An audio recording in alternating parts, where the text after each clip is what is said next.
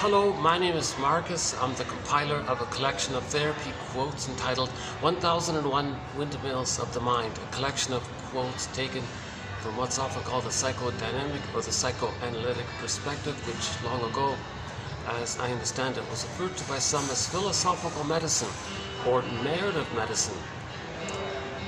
Narrative medicine. The idea is that we find narrative if we can make something that we don't know about ourselves and bring that material to consciousness. That transition of something that's been denied and disavowed and recorded in the brain, and somehow that can be brought to consciousness. The image is Hermes flies across, Hermes, or a bird. Birds are symbols of inner knowing that we don't know, but if the bird's flying across, it's reaching us. Okay? And this is the link between the unconscious and the conscious. That's considered narrative medicine, because we're knowing our story now. Our true story is that link between the unconscious to the conscious. Now the child experiences, if the child experiences what's called attachment trauma with the mother, okay, attachment baby in the mother, so there's two people. So attachment trauma is usually referred to as interpersonal trauma or relational trauma. Okay? The child is overwhelmed by that trauma, and he creates an intrapsychic structure in his mind, meaning sets of memories around certain themes about himself in relation to the mother and the emotion around it. So he creates an intrapsychic world, an object relations world they call it. Okay? So interpersonal relationships lead to an intrapsychic setup in the brain, and from that it's expressed interpersonally later on. So the quote for that's in part 1 by Aletha Horner. Okay? So usually we say inside out. Okay? As above, so below. So the interpersonal is a kind of a reflection or an expression of the intrapsychic. The intrapsychic, inside out, out reflects the in. As above, so below kind of thing. It's important theory, because if the child experiences an attachment trauma, okay, then his life force, his life energy, okay, is so-called cathected, they say, or so-called emotionally invested in those memories and that relational unit he creates, that working model that he creates based on that interpersonal relationship, and he creates a setup, and his life force is attached or bound into that past. And therefore, his emotionality is in the past. Now, he's staying there because it's considered unfinished business for the baby to be left with trauma. So he's kind of maybe hoping the mother will change her ways, make the adjustments, heal the child by loving the child to a point where the mother's love can heal the child's trauma by the mother from a previous place. So the child is sort of like waiting, constant craving. Okay? Sorry my distractions here. My little preferred venue there, there's some people there, and on the upstairs there's a whole function going on. I tried to do this outside and I was baking. I'm still sweating from it. And I'm sitting here and I got like the staff sort of right beside me there. So I'm trying my best to do this video. If I finally cool off, I'll do a part of it outside. Okay, enough about my logistics. I'm still searching for a place where I can do my videos more regularly. It's Saturday, so yeah, I should have expected it would be much more busier today. So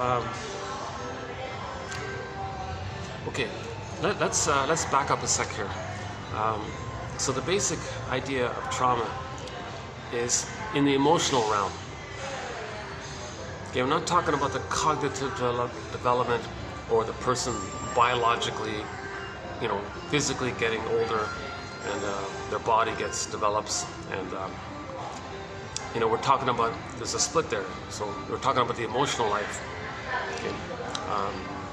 So the emotional life, okay? Karen Horney, one of our mentors, says, we live really to the extent that we feel. But when there's an attachment trauma, the child gives up feelings. Because if his needs don't get met, he'll have feelings around it. And then if the mother says, I don't know what you want, baby, that's a double insult. So that whole experience of having needs, mother's misattuned, malattuned, doesn't get it, baby cries about it, that's his signal, that's his symptom, that's his sign, mother doesn't get it.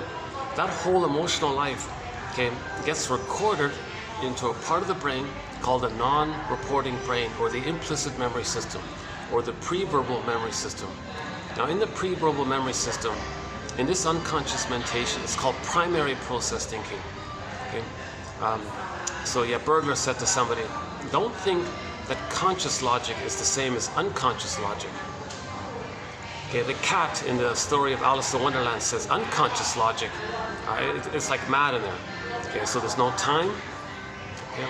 For example, when we're dreaming, we enter into that, okay? And there's no time. So you wake up and get a glimpse of a dream, and there's like you got a dream segment of something you saw on TV last night, blended in with something that happened a week ago, that blended in with something very early on in childhood. And it all was in one scene because there's no time. So things can condense, that they call it condensation, because there's no time. It could be in that everything's now kind of thing. Okay? In the primary process mentation, okay, myths and fairy tales are in there, the dream world is in there, trans logic is in, doublethink is in there. There's a lot of displacement. So it's too painful to admit the truth about a feeling in relation to the mother. So the mother image, that emotion can kind of divert or transfer, they call it displace, onto somebody who's safe. So that now you think, now the safe one, and you're feeling something towards the safe one, that's because the unconscious is trying to get you to know your feelings, but they didn't want to do it directly, so they transferred it over to a safe one. So that's called displacement. You know, sometimes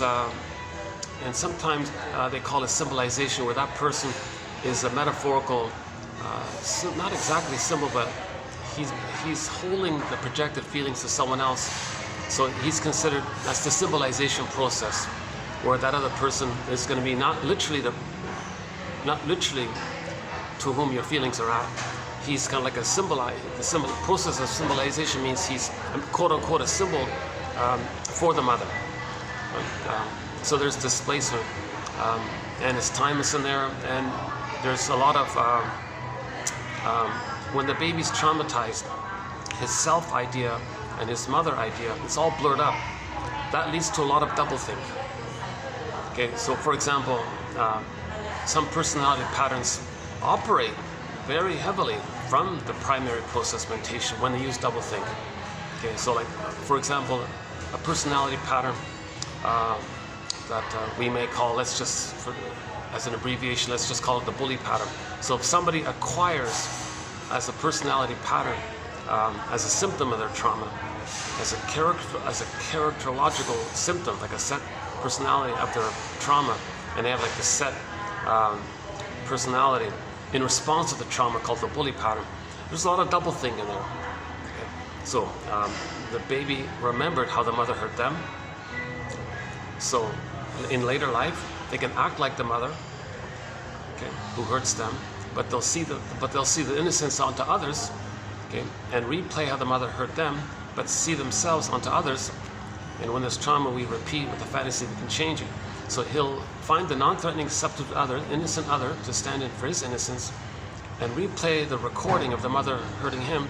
So he'll shame others to distract himself from the pain of replaying how the mother hurt him. And now he's feeling badly by doing this because he's reliving the pain with the mother. So as he shames the other, he feels badly from the memory of mother shaming him.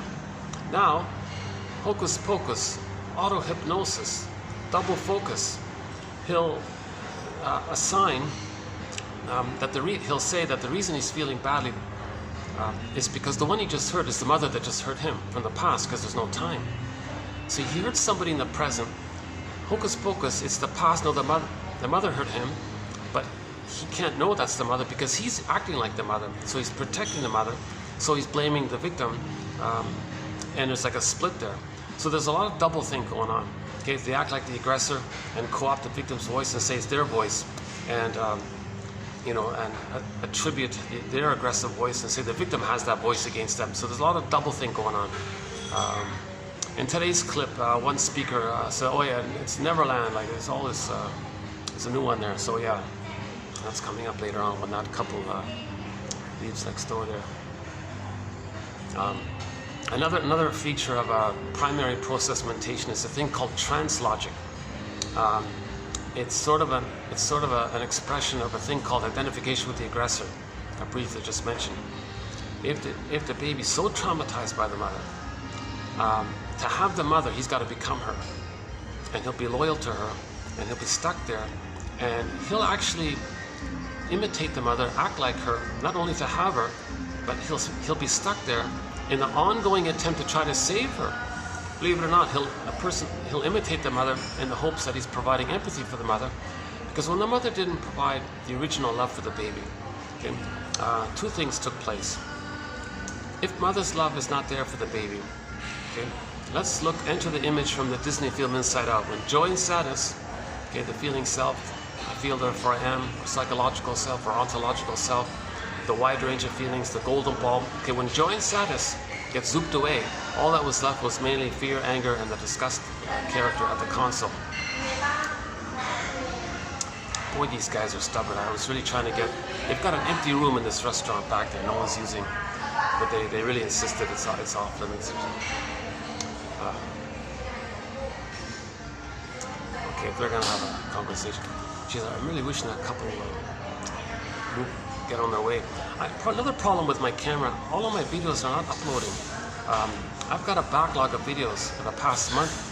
It's always, there's a real problem with uploading videos. So I've got only 2 hours of storage now. I'm gonna kind of do this a little more quickly. Actually, this video is going to be part 2 of 2 because I couldn't quite finish in the part 1. So this is going to be TQ 2712 part 2 of 2. In part 1, we covered the quotes, some excellent quotes on transference and repetition compulsion, okay, object relations theory, a little bit in that area. And then I was at the very end of it. I was at the last quote, and then my storage ran out. So I'm sort of hoping that after I finish this little introductory portion here, I'll backtrack to the end of that quote from the last video and then continue from there. Okay, more guests are coming in. Let's see if I can find some other spot here. Hold on a second.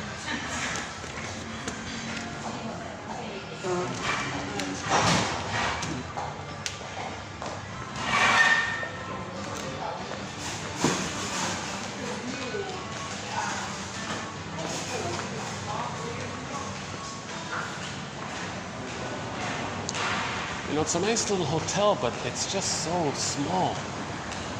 Like there's staff, like every 2 steps there's a staff or 10 guests or something.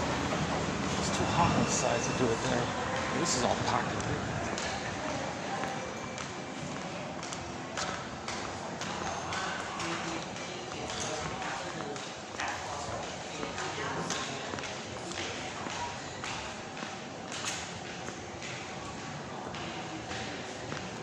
Jeez, that's the manager. You know, let's see, hold on. Oh, she's still in there.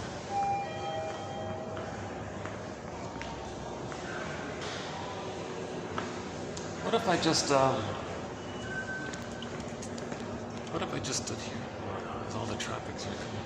Oh no, I'm right in the middle of all the traffic. That's not good. Okay. What about here? Jesus.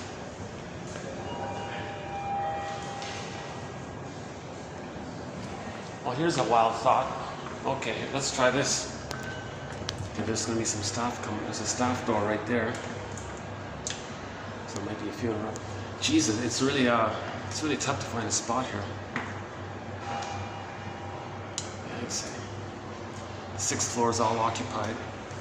They've only got 2 options. It's ground floor and the 6th floor. Jesus. I wish it were cooler. I could do it outside because they've got a long driveway here. I couldn't walk back and forth on the driveway there. Oh geez, if I do it here, oh, okay, this is not good either. Okay, that's not good.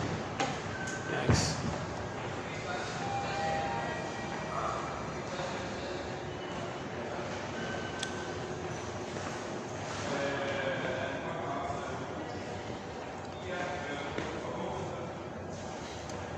Well, let me see if I can squeeze in a few minutes over here. This is the manager's session. Here's the front. That's no good. All right. Yikes.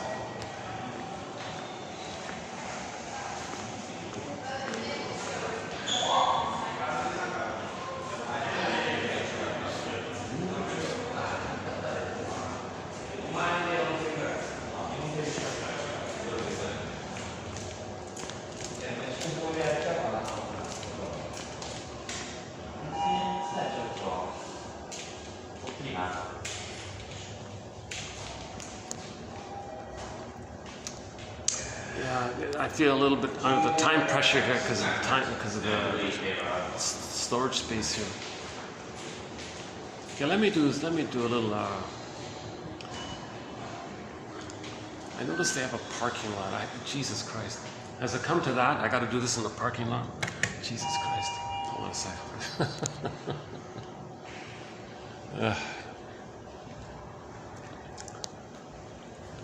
Let me speed it up here. If the child has attachment trauma. Okay.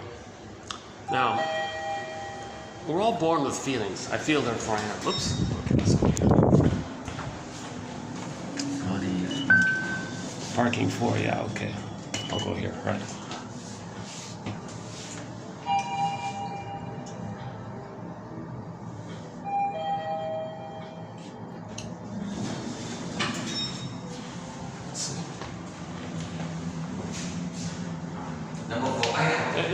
It's okay, sir. Thank you.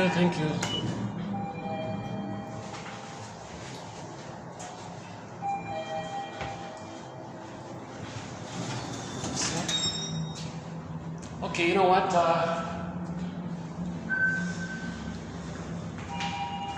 Maybe it's not so bad here after all. Okay, let's try this for a bit. It's not too hot, yeah. It's a little hot here. Oh, he must have been some kind of staff then. Yeah, sometimes the staff, they really like jump into your personal space, kind of help you. They're like, whoa, back off. Like they sometimes their eagerness to get involved, or they've been standing around for a while. Oh, there's a guest, they want to feel important, do something. But I think in their enthusiasm, maybe they get a little carried away, kind of thing. I had that a couple times, yeah. But I get where they're coming from, yeah. Okay, an awkward video today here, yeah. So sorry about that, yeah. I gave my disclaimer in part 1. I won't do it here. I'm not a shrink or a professor and all this, so I'm just brainstorming here. I'm just curious. I'm trying to learn psychoanalysis. I'm not a shrink, but I want to learn the psychoanalysis because it's considered like a kind of a perspective that helps the person to reflect. And then that act of reflecting means you're creating a bridge between the unconscious and the conscious. And when you make something conscious, you're more integrated, like you feel more yourself. And when you have more of the self, you have more of the feelings.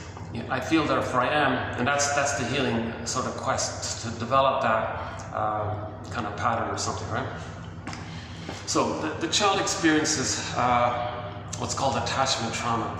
When the child experiences attachment trauma, okay, meaning he doesn't get a secure attachment style, he gets some kind of convoluted, painful, okay, there's a book entitled, Do I Have to Give Up Me to Have an Attachment to You, Mother? Okay, the actual title is, Do I Have to Give Up Me to Be Loved by You, in getting an attachment. So the condition is, the child believed that when the mother couldn't offer the love to the baby, okay, back to Disney film, when Joy and Sanders are zooped away, angers at the console mainly. It's hard, I know it's a hard concept to consider, but if the mother's not loving the baby feels a mother's hate. Okay, but maybe we can rephrase it. It's the mother's cry for love. The baby goes, "Oh, mother, you're not offering love. You're in pain. You're hurt and anger. Oh, you need love, don't you, mother?" So the baby will say, "Don't worry, mother, I'll save you." Okay, the baby has magical thinking. He thinks he's Superman or something, right?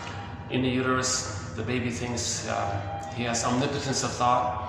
He thinks he creates everything. He's the center of the universe. It's all about him. His needs get automatically met. He thinks he's a little important God or something. So all babies have this thing called egocentricity, etc.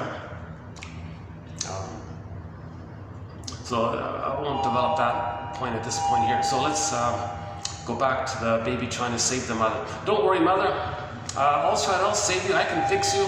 I'm a little God. I've got magical thoughts. I create everything. It's all about me, and you're a part of me, and I need paradise here. So I'll fix you, mother. I'll make you be a healed, happy, nurturing, loving mother. I can do it." So the baby will try to save the mother, while the baby believes the mother's hate or emotional unavailability is the cry for love, and the baby thinks he'll try to save the mother. Now, two parts here. Okay, the way the mother treats the baby. Okay, there'll be an intrapsychic model based on that interpersonal interaction. Okay, human connections lead to neural connections. Okay, so the baby's laying down neural pathways based on the interpersonal interaction with the mother. He's laying down an intrapsychic model of that, like a wiring based on that. Okay, so if and this gets sort of set in him by the age of 3, more or less, they say. So if the mother is constantly hating the baby, in effect, and that becomes set in him, and the internal model is mother hates him, and that hating of the mother, it becomes him hating himself. That leads to self-hatred. Okay, so he's criticizing himself. That's the critic, inner critic, because the hate blends in with the memory, the child's own memory, that he didn't save the mother. So this inner critic, or the internal self-saboteur, or the superego, sometimes it's called, means that later on, when a person wants to feel, it comes up. Did you save the mother? It was your job to save the mother, based on your belief at that time, and you still have that belief. It's frozen there, so it's just coming up again. Oh, I didn't save the mother. You know? So since you couldn't save the mother, you're still stuck with the memory of her hating the baby. So that's the inner critic. So he has a hard time with his feelings. Okay, this process causes the child to basic, simple, classical conditioning.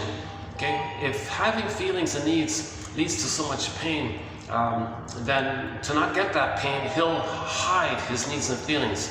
So his needs and feelings, the jargon is, it gets repressed. Okay, the memories are recorded. It's called amnesic memory. Okay, the wiring is there.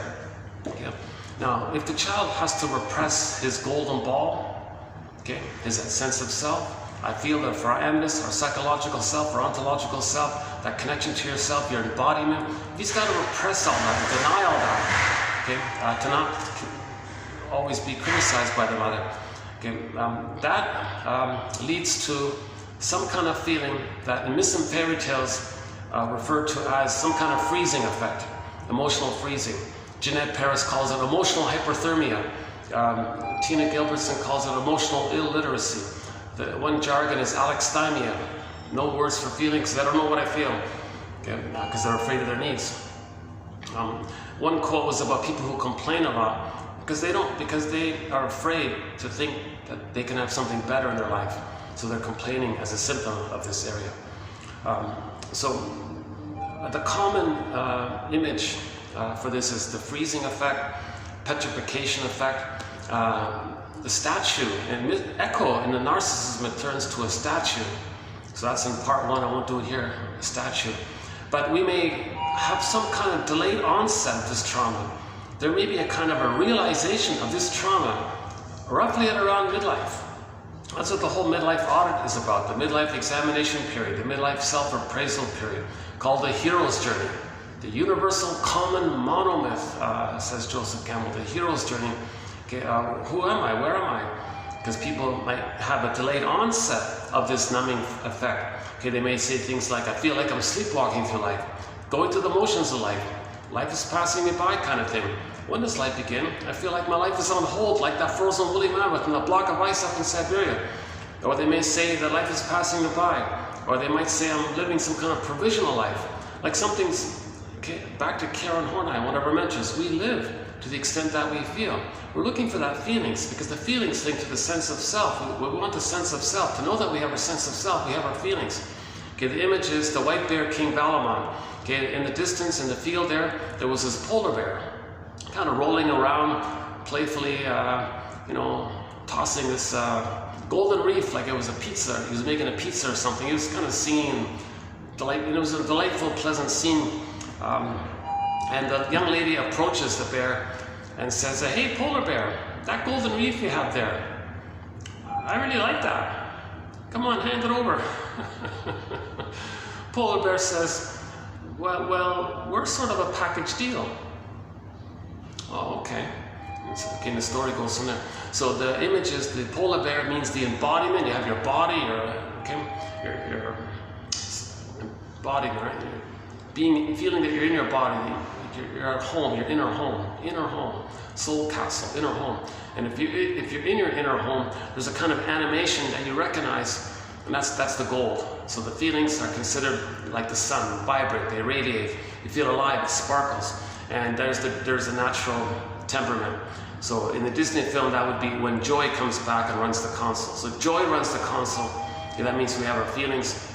Having our feelings means that we have our sense of self. But when the child is traumatized, that all gets squelched. Then they feel numb, okay, and they're going through the motions of life. Even though they can still get 10 PhDs on the wall or 10 medals in certain fields, even though they can sublimate, be successful in other ways, but they're always going to feel that something's missing. Okay, that missingness is, okay, fear of trust. Depending, okay, now it's going to depend on where the trauma takes place between birth and 3. Okay, I'm baking here already. I need to cool off here. Yeah, this is way too hot here. Okay, hold on a second. Too bad they didn't have a fan here or something, eh?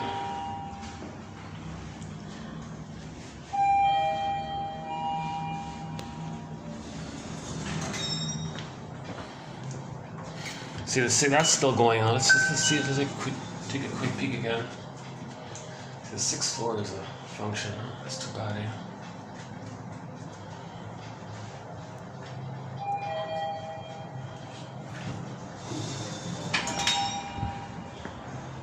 Oh yeah.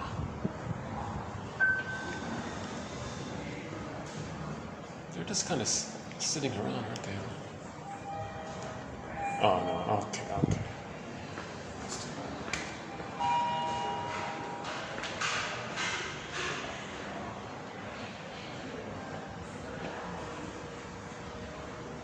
There's that nice painting.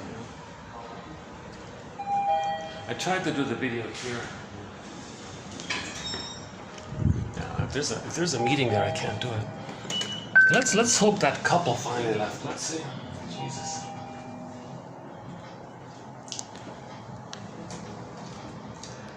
Yeah.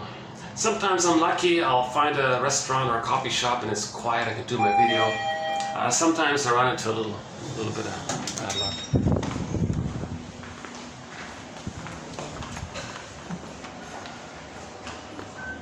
Oh, she's finally gone. Let's see. Okay, they're gonna kick me out of here, but let me use this for a little bit before they notice.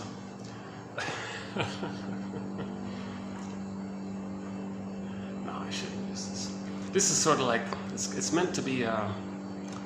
Technically, this little room is for the guests, but I'm technically a guest. I bought a coffee over there, so I wonder if when they say guest,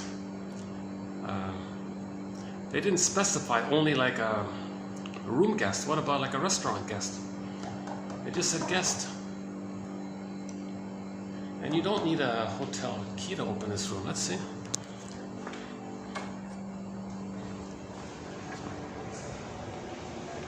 Yeah.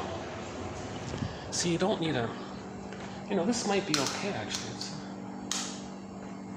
But why is there no AC in here? Yikes.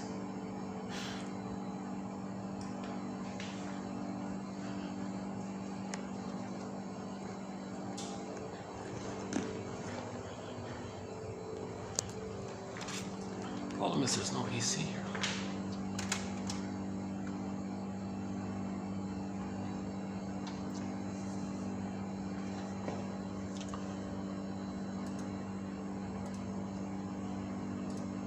See if I can shut this down here.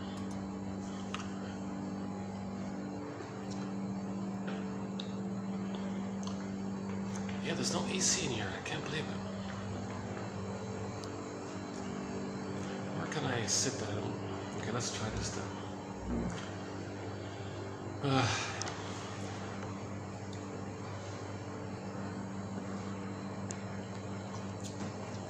Well, if it is okay here, this wouldn't be too bad, yeah.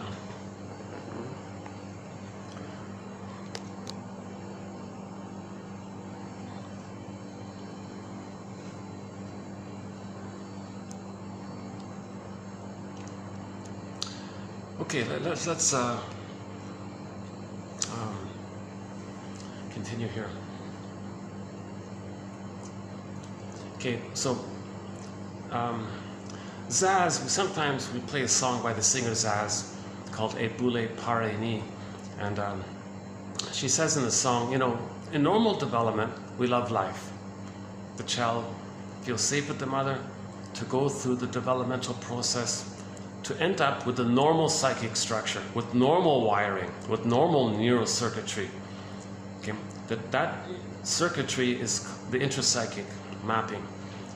And it's from there that we see the world through it. It's like a stencil, like a template, like a blueprint, like a schema, like a script. And we want a normal script. We want a normal script.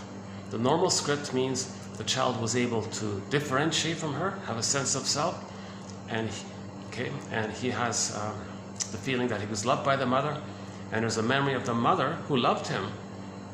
And that process of the mother loving a baby allows for differentiation. So there's a concept of the mother as a whole person, and a concept of the self that was loved by the mother.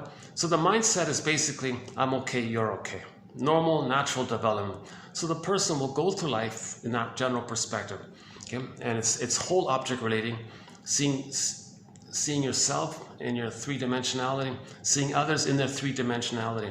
Okay, it's not split. Like you're not doing this useful for me or not. Who cares? You're not doing this splitting thing. So it's called whole object relating. Whereas in the beginning, the baby is just dealing in part object relating, perfect or forget it, everything or nothing. Okay, so they have idealized or deep. They've advanced to normal development. That people have feelings, people have a history, people are traumatized, people are trying to heal, people are byproducts of what they went through and they're trying to heal, but they're confused, crying for love. So it's a little more complex in that sense, right? We're homotraumicus. So more than that. Yeah, this is baking in here. Why is there no AC in here? This is the same like the parking lot place. Yeah, I don't see the AC switch here. Okay, what a pity, eh? Yeah, I gotta go out. Yeah, I'm baking in here. Jeepers. Okay, let's see if that couple's finally left. Why is there no AC here? Hang on.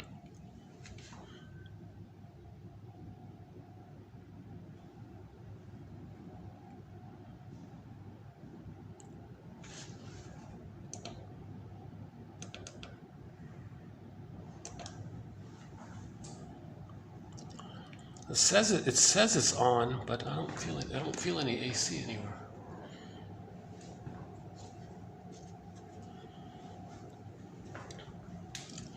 Oh, here we go. Here's AC.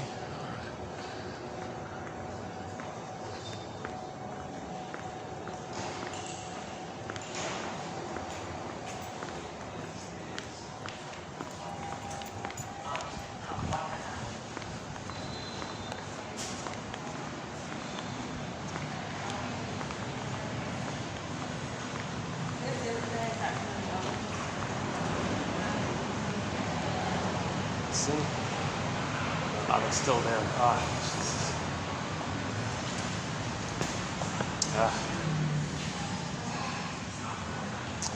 A little bad luck today. Sorry about this choppy video. But let's just go back.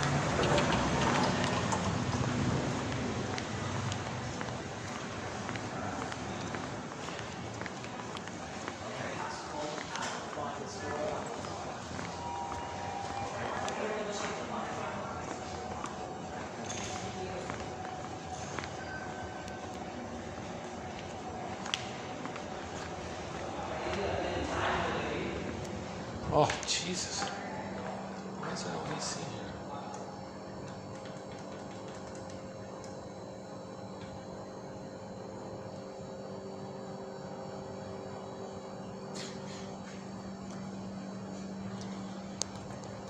Okay, sorry if you see me perspiring here. We only got about an hour left, right? And I want to review the quotes as well from part 1. They're good quotes. If you go to part 1, or if you click the more link below, you'll see the quotes, and we discussed them in part 1. Right? So,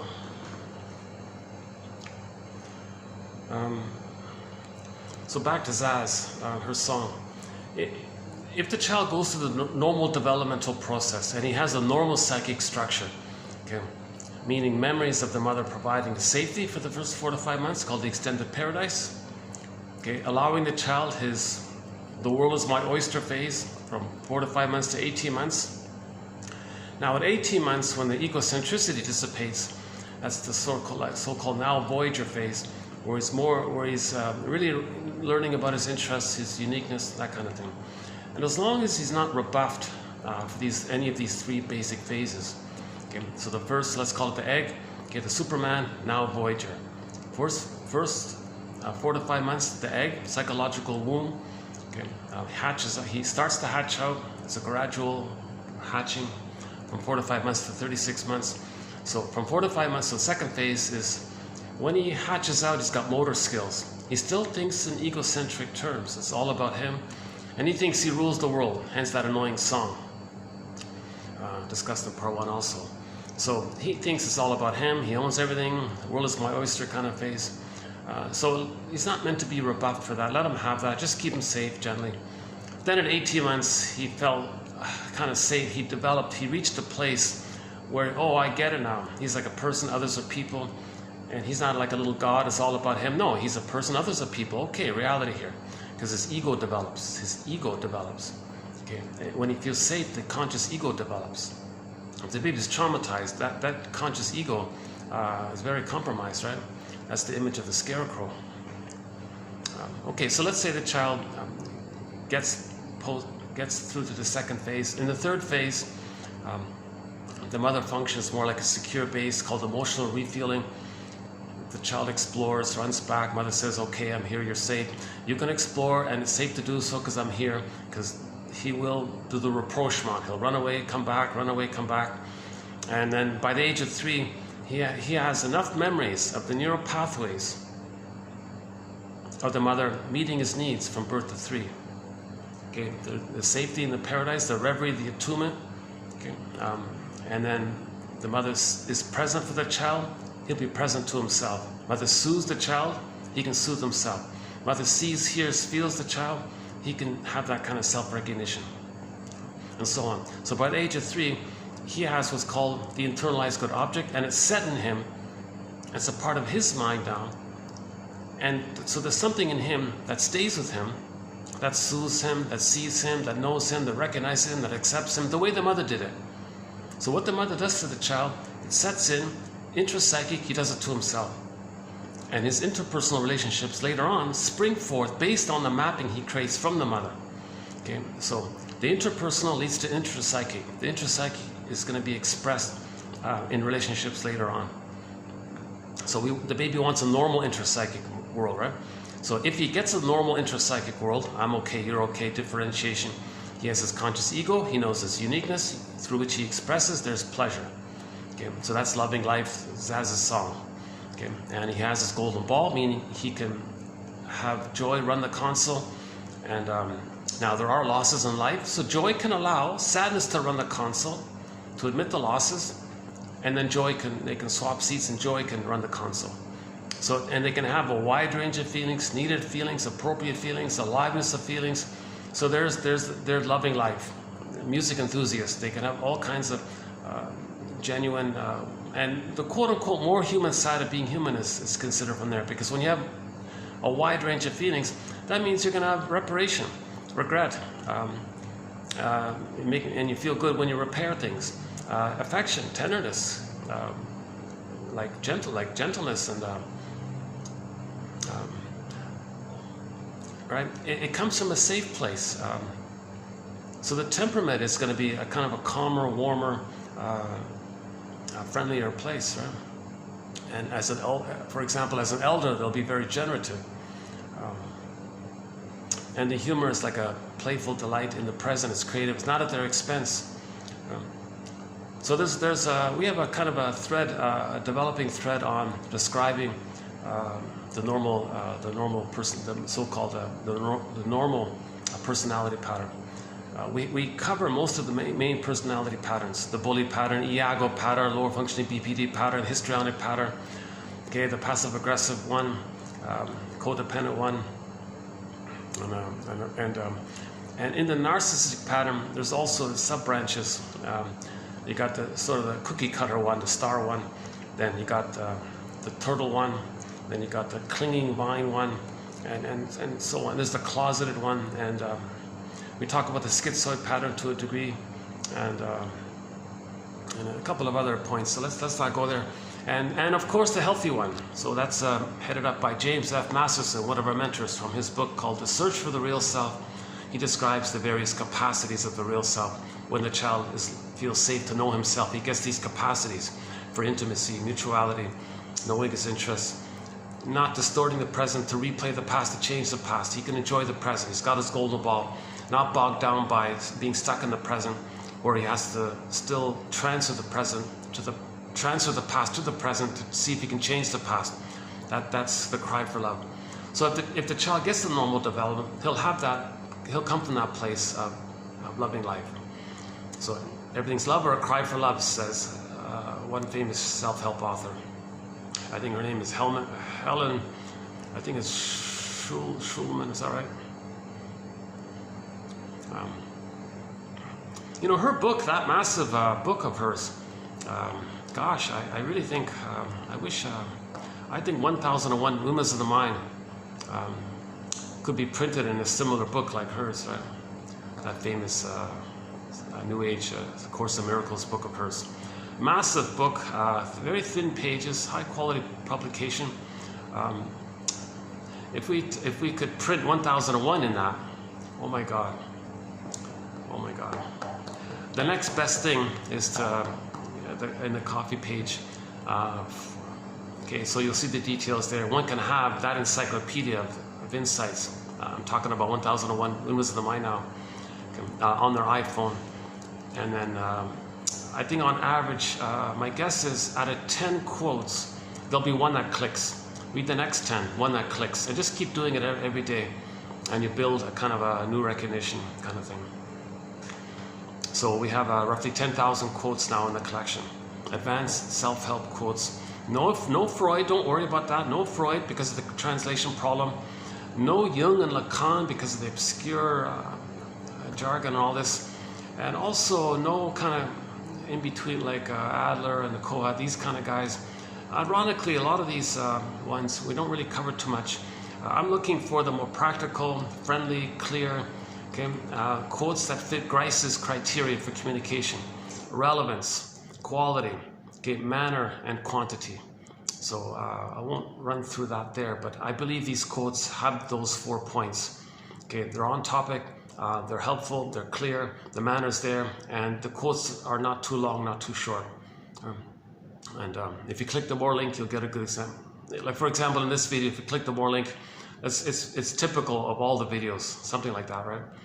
Occasionally there's a passage, like from Karen Horney, one of our mentors, or from Hans Loewald, or from Paul Libby Russell. There'll be a few little passages once in a while, but they're excellent passages, so that's why they're there. Actually, those passages, theoretically, I could have made them into separate lines, but they all linked up a little bit. So overall, it's very manageable, it's friendly.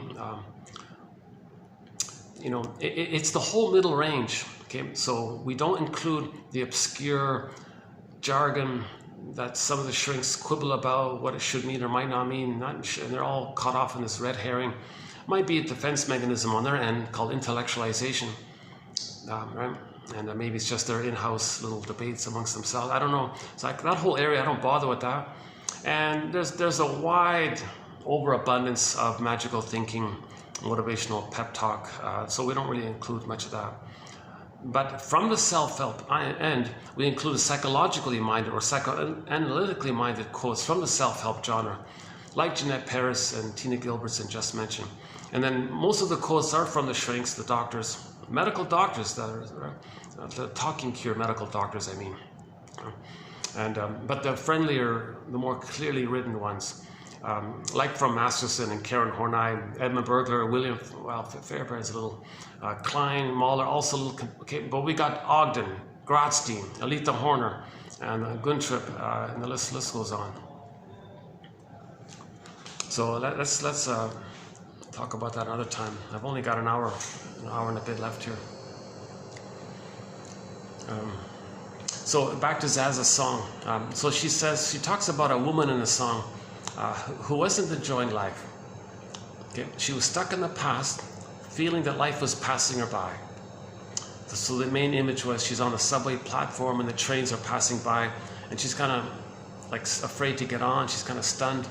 And the song is called, you know, stunned by the light, bedazzled by the lights, stunned by the lights, can't move. The image that she's like disassociated or afraid, kind of stuck.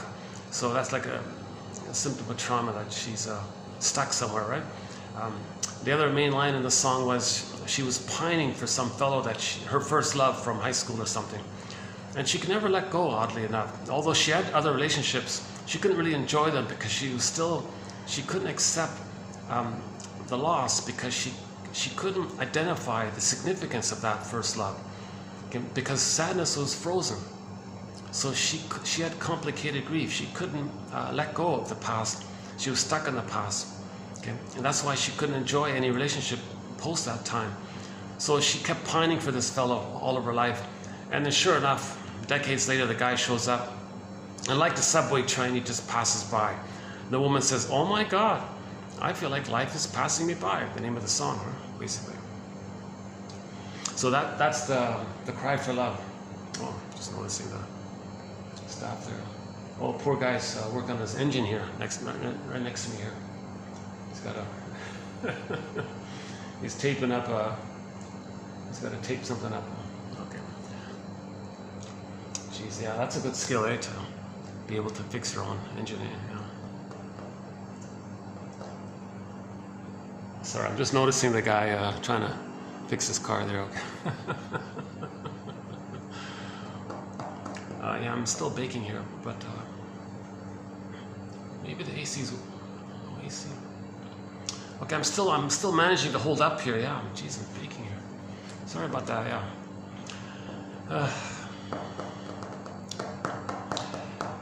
You know, my wish is that somehow overall there's more value than annoyance by my videos. But the main focus is the quotes are there. My commentary is, I get it. I'm anxious when I speak.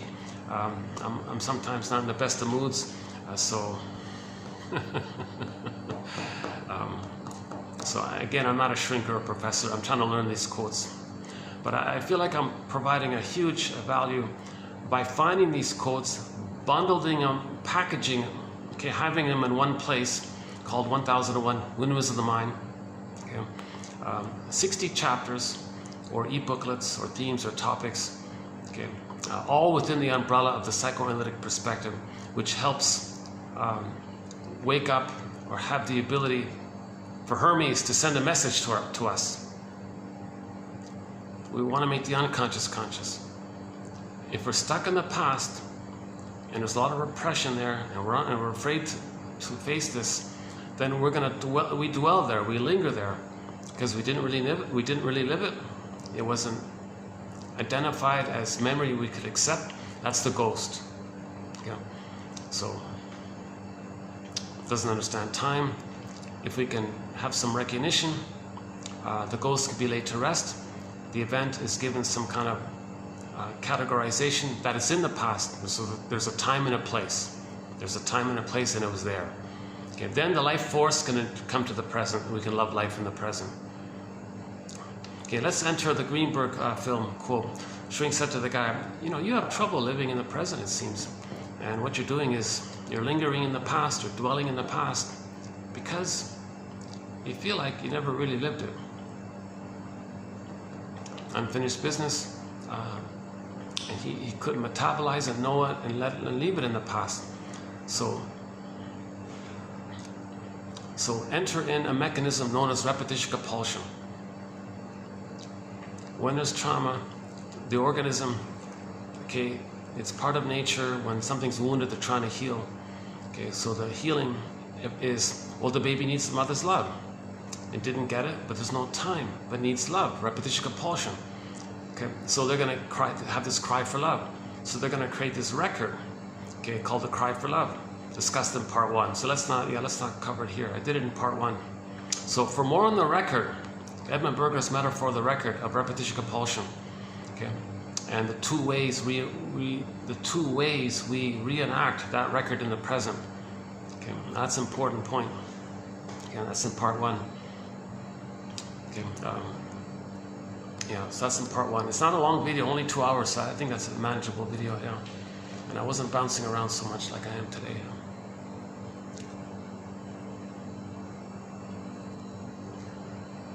Oh, he fixed his car, eh? All right.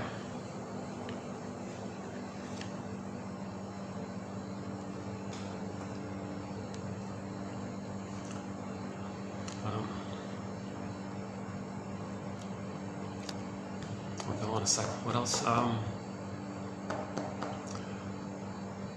Hey, maybe that's what they're doing. Maybe you have to. They only turn on the AC if you're officially allowed to use this. If they're not, maybe it's like a gray area kind of thing. Because the door's unlocked. It's for. You don't need a key to enter it.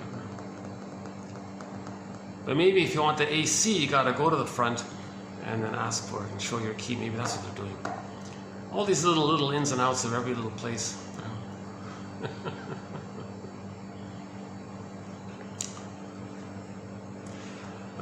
Yeah, that's an important point, the reenactment. I spent a fair bit of time on it. I'd love to redo it here now, but I've only got an hour left. So, okay, if we're stuck in the past, we're gonna see the past, or so-called transferred into the present.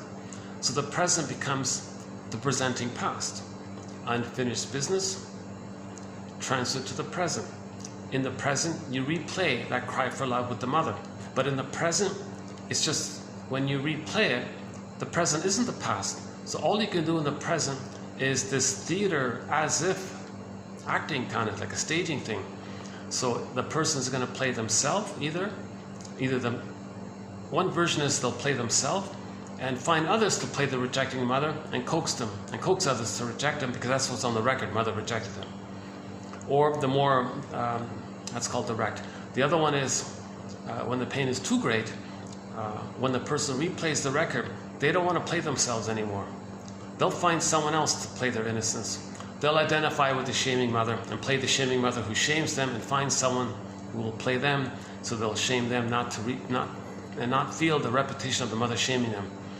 And both ways don't make sense, because repeating the past in the present doesn't change the past. The grand fantasy is that when we repeat the past in the present, the fantasy is we can undo the past, change the past, get the love that was needed in the past. Because the unconscious, the primary process mentation, doesn't understand time. It's always still in that past time. But there is time. Unconscious doesn't understand that. So when the person replays the past in the present, they're still in that timeless place of wanting mother's love. Mother, I need your love. Okay, and then nobody in the present can invent a time machine, take the tube back to the nursery, morph into the person in the present becomes a good mother, the projector becomes the baby again, get the proper wiring laid down via a proper interaction, hop back in the time machine, come back to the present, and be healed by the exercise. It's ridiculous. There are no time machines. Nobody in the present can't be the good mother that's needed in the past. Doesn't make sense. But we're doing this as a theater, as a metaphor, to see, like on a stage, what happened in nursery. Just like someone watches a film and they observe what's on the screen. Well, we create things like a film, and we got to observe ourselves. Okay, and what we're doing is to know what happened in the nursery, and that could be a therapeutic turning point. And I gave an excellent example of that in part 1. So another good reason to go to part 1 is for one of the best examples of this is in part 1. I'd like to zip through the quote. Let me bring the laptop here, actually. Yeah, I might as well bring the laptop here. So what I want to do is zip through the quotes again to refresh it, and then I want to continue where we left off at the end in part 1. So yeah, let's do that. Yeah, okay.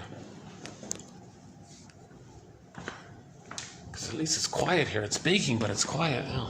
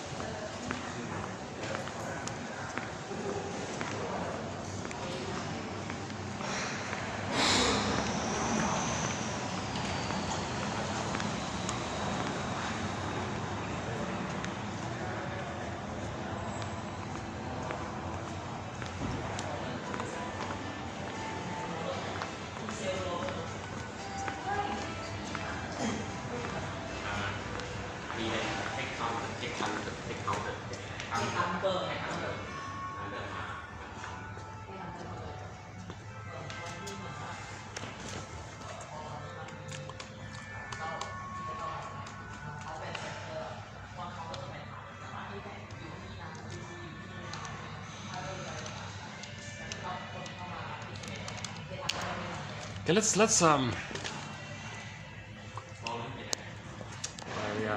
the main one is gone, but I got another one behind me there. Okay, never mind. Let's run through the quotes here.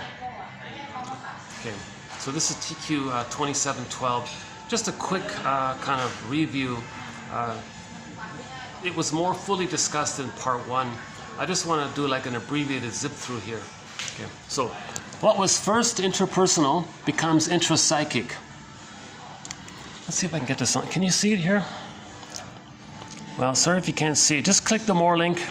These quotes, you'll see it posted below. What was first interpersonal becomes intrapsychic. Okay, that is structured, set, schema, blueprint, working model, temporal, spatial spectacles, a map that you're going to see the world through that spectacles. Okay, so what was first interpersonal? Okay, the baby, meaning the baby and the breast mother, the interaction during the breastfeeding, basically.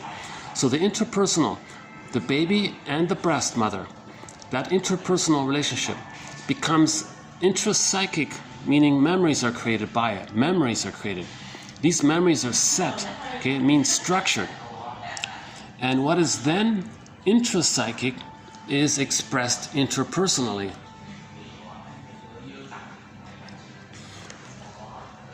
So object relations theory is the study of the internalization of interpersonal relationships. So we study this whole thing. This is a very good summary statement by Aletha Horner. Yeah, excellent teacher. Aletha Horner. Now I won't be adding more quotes of hers. What was first interpersonal creates a stencil.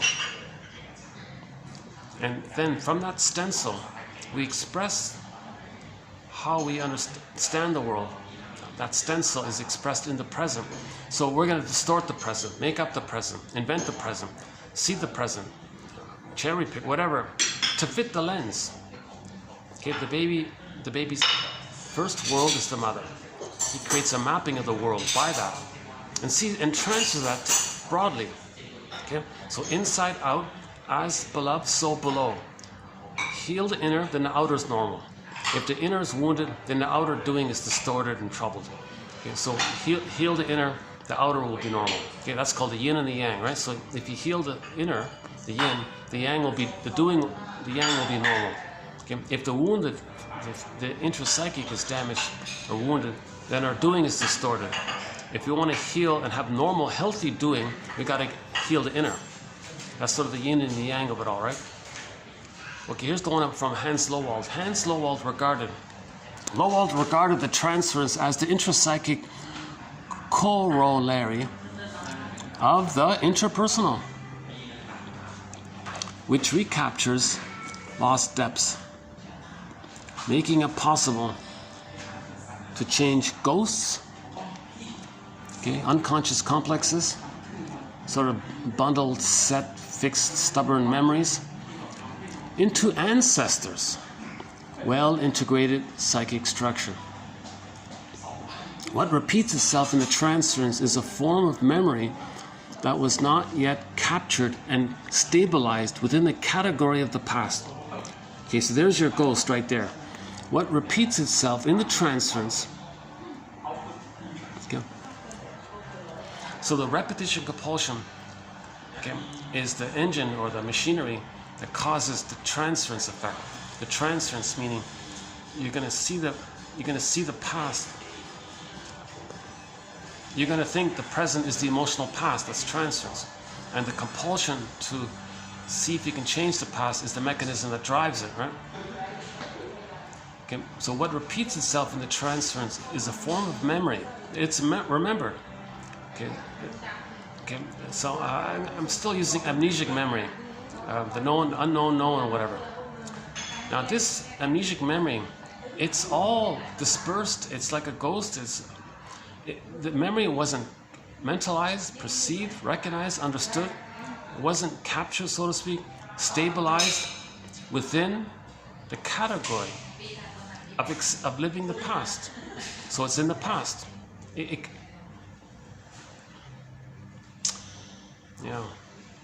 Well, I hope by reading the quote, each person might find their own little way of. Again, what repeats itself in the transference is a form of memory that was not yet captured and stabilized into the category of the past. Transference is a carrier of the dimension most removed from consciousness. Okay. So there it is there, right? If we don't know it, we're going to transfer so we can know it. The trauma is we lost the golden ball. Because we lost the golden ball, we're going to repeat what caused that loss with the hopes that we can change the past and get back the golden ball or have the golden ball. We repeat because we don't have stabilized, captured memories categorized and labeled as the past and set them. Okay, so we repeat because we don't remember. Basically, we're searching for narrative medicine. When we get it and get the golden ball, we stop repeating. Again, we repeat because we lost the golden ball. When we find the golden ball, via having the story, we can stop repeating. Okay, sometimes this repeating is called transference, acting out. So you're going to transfer the past into the present, meaning see the past into the present. And now you're going to act the whole thing out like actors, acting out, actors. Someone's going to play, you might play yourself and find others to play the shaming mother, or the person might play the shaming mother and find others as their victimized child, and replay the whole thing. Replay the thing that happened originally in the nursery. Okay, so this is sometimes called enactments or reenactments. Okay, the enactments are seen as meaningful in terms of developmental needs. Okay, this is developmental trauma, arrested development. So the reenactment is due to arrested development, and they need to be interpreted. If they're not interpreted or brought to consciousness, we keep repeating until we make it conscious.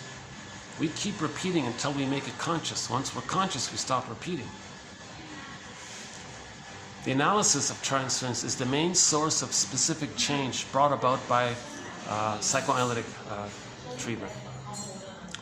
Okay. The analysis of this transference is the main source of specific change brought about by the analytic perspective. Transference analysis may well be the defining or key feature distinguishing psychoanalysis from other psychotherapies. A lot of psychotherapies, they'll do like behavioralism or something. The cognitive is not too bad because they admit of schemas. They'll acknowledge schemas, but they don't clarify how you're reenacting the schema in the present with the fantasy that you can change the past. So they're missing that portion of it. So the schema therapy is sort of midway, partially there. Transference is a form of resistance in that it tends towards repetition, okay, instead of remembering. Yeah, the repetition, don't remember, repeat. Right? Repeating instead of remembering is a source of accessing infantile history. When we repeat, it's experimental recollection. We're trying to remember. So when we repeat and observe the thing, okay, the recreation of the past and the present, the theater thing that we're doing, okay, that's getting like a glimpse of trying to understand through inference what may have happened in the nursery, the infantile history. And you just like a detective, you just get little clues, try it again. Transference is history-driven repetition. Transference is brought about by the compulsion to repeat. The suffering of the neurotic client is the frantic outcry of an inherently moral human being against the outrage of artificial repression and untruth. You see, this is where we got to forgive the mother for causing this. Okay. So the healing journey is to forgive the mother for not providing a secure attachment style. Okay, so the starting point for our thread on forgiveness, our first quote is on YouTube, Bruce Springsteen, Independence Day, Toronto. The intro he gives to that song, and then we go from there. Find out your parents' favorite jokes. Find out their earliest memories. Find out if they're a stinger or a clinger. If both parents are stingers, they scapegoat one of the child maybe, and go on from there. Find their story. Okay. So recognition, empathy, understanding leads to forgiveness. The byproduct is the emotion of forgiveness. So forgiveness is both the act of trying to understand and the feeling you feel by that as a result. Forgive your parents, heal yourself. That's actually an ancient quote. This is like 100 years old, right? The suffering of the client, of the neurotic client, the dysfunctional client, is the frantic outcry of an inherently moral human being against the outrage of artificial repression. The baby shouldn't have done it. The baby didn't need to lose his golden ball. If the mother just said, baby, I'm here for you. If the mother just said to the baby, you know what, baby, you don't got to do anything for me. I'm here to meet your needs. It's one way. You have needs, I'm here to meet those needs. And for you to grow and be fed and grow through the developmental process. Age 3, psychological birth, you got your identity. You're good to go, basically, right? So baby doesn't get that, he's outraged at the artificial, unnecessary repression of his golden ball and all the lies. And he's got to lie to protect the mother and still try to save the mother. Yikes. That's the suffering of the neurotic client. Psychotherapy consists in clarifying object relations, okay, meaning the schema, the script. Psychotherapy consists in clarifying the object relations activated, replayed, reenacted, relived, recreated in the treatment situation. This facilitates the client's tolerance and awareness of conflicting inner conflicts.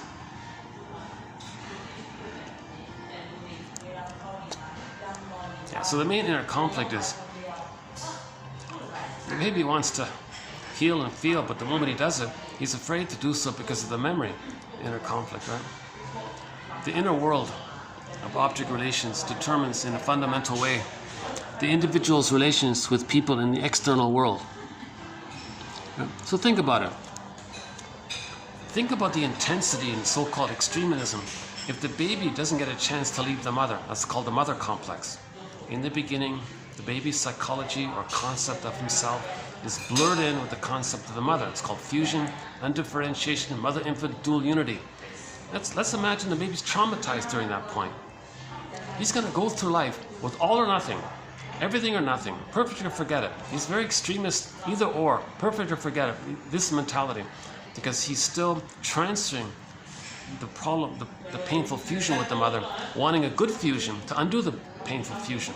He's looking for a perfect fusion that he missed in the nursery. So people with like extremist ideas and demanding and all this, not getting and being so enraged by it, that's the intrapsychic world of the fusion still being there. And there's a split fusion. There's part self fused with a part other, another part self fused with another part other.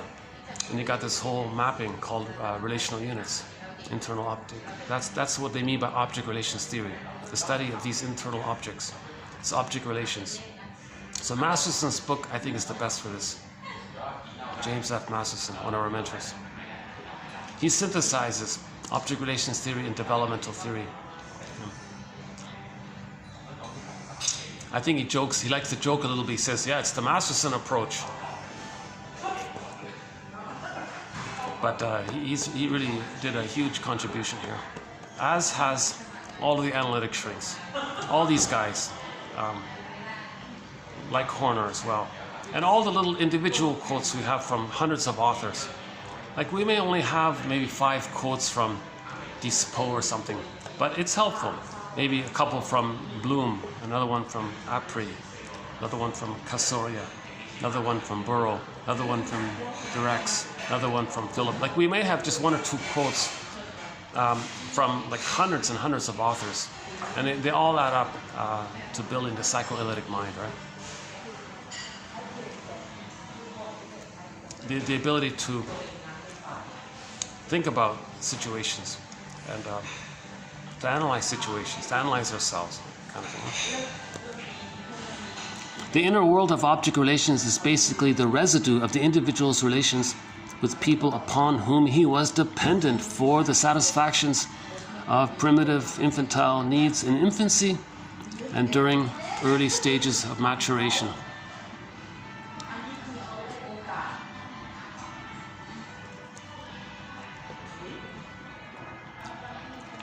Now, Letha Horner had this client who said she felt really icky by the mother hating the baby, and she grew up with this constant icky feeling, and she had the fantasy of having an exorcist kind of thing. Doesn't work. That memory, you're attacking that memory. It's like she said you're attacking like an effigy. It doesn't work. It's the past. So the client said she felt this icky feeling of being possessed or spoiled by the mother. If the mother doesn't provide love, the child treats himself the way she treated him, then he feels icky. Okay? So clients who believe they have been psychologically, he calls it here poison, right? Psychologically poisoned or possessed. Okay, that's the client saying this, right? As a metaphor. Okay, so clients who believe they've been kind of cursed or possessed in some kind of icky way or something, that's a manifestation of the client's experiences of having been made the container of maternal projections, the mother's projections. Okay, the mother projected something about herself that she denied, disavowed, hated, okay, etc. Okay. I think usually, my understanding is usually the mother's going to displace her hated self to the child. Mother identifies with the shaming mother who shamed her, repeats onto the child what the mother did to her. The mother doing this, replaying the record that she created with the fantasy that when she replays what happened to her using others, that she can change the past. How does the poor child feel by this? Okay, he feels icky by this. He feels sick, right? Why? Because it is difficult for the child to establish boundaries between the self and those projections and identifications with what was projected.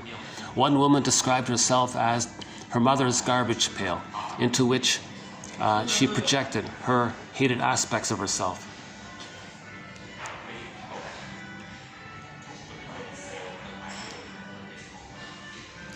So we've got to recognize the greatest hurt of all. Mother didn't have love to offer the child. She wasn't emotionally available.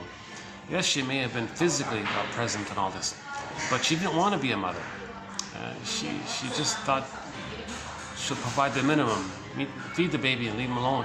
She may have done some kind of emotional neglect area, but that leaves the child with the memory that the mother didn't want the child. He'll believe it that way, right? And then treat himself that way.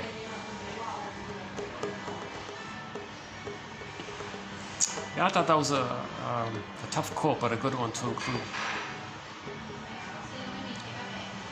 So in other words, if people who criticize themselves and blame themselves and they feel icky by this, what's wrong with me? Okay, no, that's the inner critic. Where does the inner critic come from?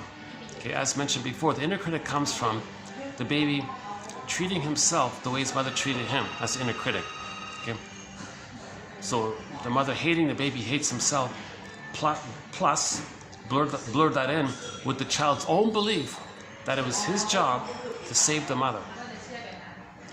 So the inner critic later on is, you want to feel, you want to heal? Did you save the mother? It's impossible. So that's why it's impossible to placate or please the inner critic. So this is something you got to air out, and the truth will upset you free. And so that's why we got to forgive the mother. That's really a key part of the journey, to forgive the parents, heal yourself. I don't see how someone's going to heal themselves if they don't face that kind of truth. In the next, oh yeah, hang on a sec. In the next video, can I pull it up here? Let's see, do I have it here?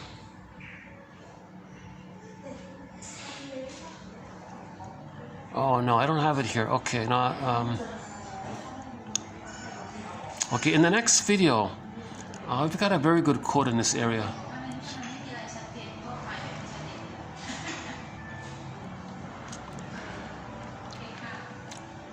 Yeah, he feels like a Goethe says, well, you feel like a troubled guest if you're always criticizing yourself, right?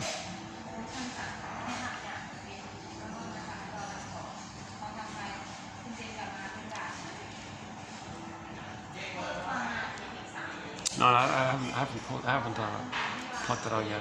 I just read it this morning. But there's a good quote coming up.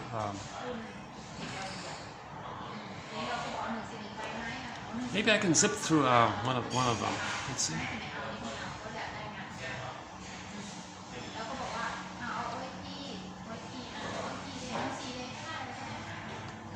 Do we have it here? Okay, this is here's a preview for tomorrow's video. Psychic structure refers to an enduring organization of psychological elements.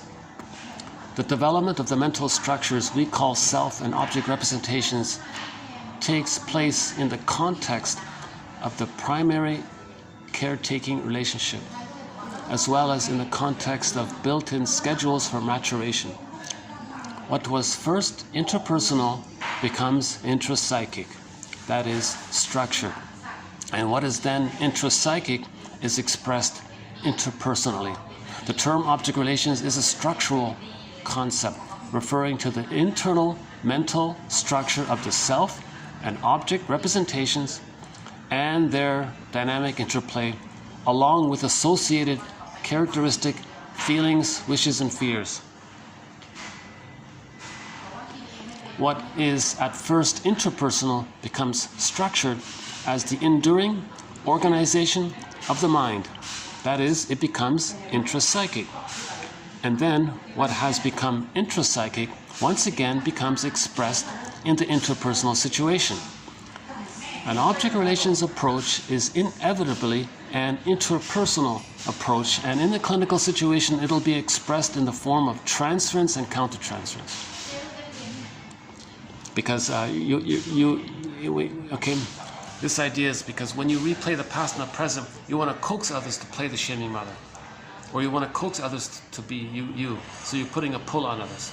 Okay, and the other person feeling that tug then he expresses in response to that. That's called the countertransference.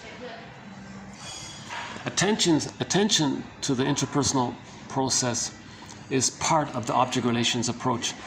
Clients benefit most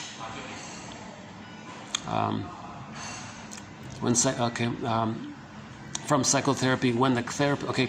Clients benefit most. Hold on a sec. Clients benefit most from psychotherapy when the therapist correctly identifies their core relationship problem, regardless of the presenting problem. Yeah, we have a couple of quotes. He's referring to some guy's term CCRT, core conflictual relationship theme, as a way to talk about the intrapsychic world, intrapsychic structure. This identification is enhanced by the therapist's understanding of the underlying structural situation in object relations terms. As such, interpretations formulated around fears, wishes, feelings in the interpersonal context have a ring of truth for the client inasmuch as he has experienced them, even though he's unable to articulate them. Yeah.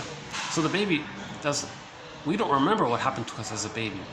The therapist puts words to it, and there's a ring of truth to it. This uncanny feeling. Yeah, what you're saying, I feel it's true. I don't know why, but I feel it's true.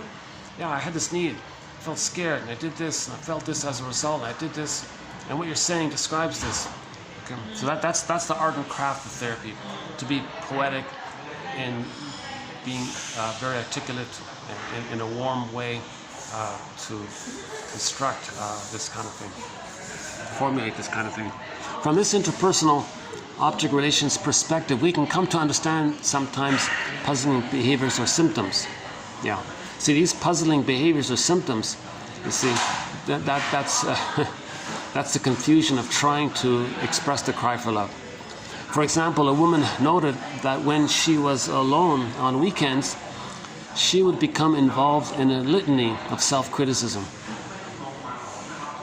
One might be hard-pressed to find the interpersonal wish in this report, yet exploration revealed that her mother's criticism of her was the most familiar and emotionally salient aspect of their relationship. By reenacting this interaction in her own mind, she in effect brought her mother to her and then felt less alone. Yeah, so the mother criticized the daughter. Later she's alone, she criticizes herself, then she feels less alone. This reminds us of Fairbairn's dictum, one of our mentors, Fairbairn. This reminds us of Fairbairn's dictum that the child is object seeking, not just gratification seeking. So that's Fairbairn's main claim to fame, this little shift that in prior times people said, well, they just want to satisfy themselves. Well, hang on, let's be clear here. The baby's looking for the mother. That's the first thing. The baby's object seeking. Okay, so life force is object seeking. Baby comes out, he's looking for the breast, he's looking for the mother. He's not looking for the pleasure directly without the mother. He's looking for the mother. The pleasure is the result of that. But the first thing is the child is looking for the attachment. That's why it's called attachment trauma. It's object seeking. The breast is the first object. Hold on a second. The 5 o'clock you're booking. 5 o'clock, you're booked. Okay. 5 o'clock, yes. Okay.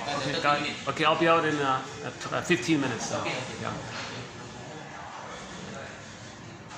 Oh yeah, they got the reserved. Oh, I noticed. Oh, they got the reserved sign on there. Oh, I see.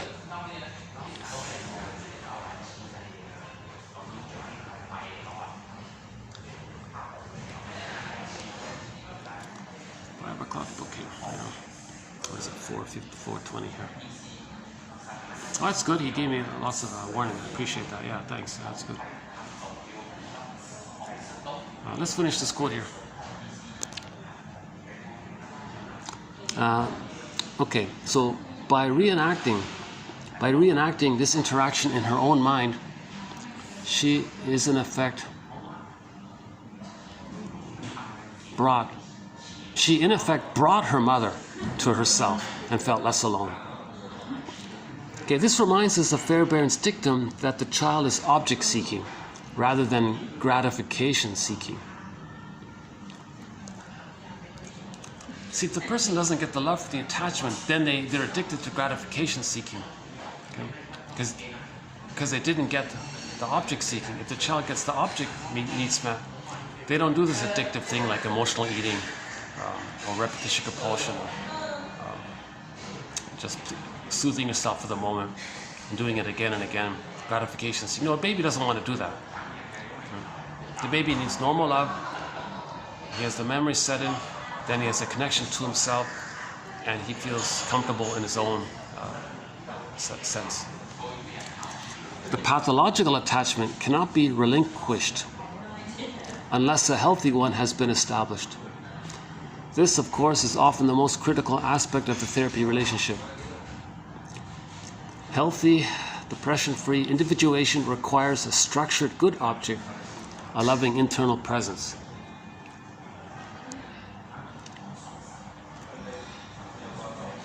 So ideally, you want to set a new internal object, some kind of sense of self in relation to someone who supports your healing. Then you're good, and then that's your internal object relations, right? That's why, you know, just reading books is kind of limited, right? Maybe just reading books and the quotes prepares you to accept the relationship, to have an internal object, right? So you need both the yin and the yang, the knowledge, the yang, and the relationship, the yin, that you internalize. Joseph Sandler, 81, notes that every wish comes to include a representation of the person's own self and a representation of an object who has a role to play in the fulfillment of a wish. That is, the wish contains representations of both self and object in interaction. So the wish is met in the relationship. A clear understanding of what has gone wrong in the developmental process is basic to an understanding of the individual, how he functions, how he relates, what goes on in therapy, and in some general way, how therapy should be conducted. Here's where Masterson makes his own unique contribution. If trauma takes place before 18 months, before 4 to 5 months, he has an approach. If the trauma takes place during the egg time, he's got an approach.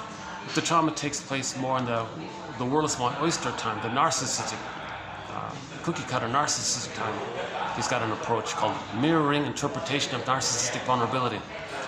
If the trauma is post 18 months, he's got another approach. So his theory about your treatment approach specific to where the trauma takes place is one of his unique contributions. Okay, I'll finish these in the next video here. Well, let's do this one here.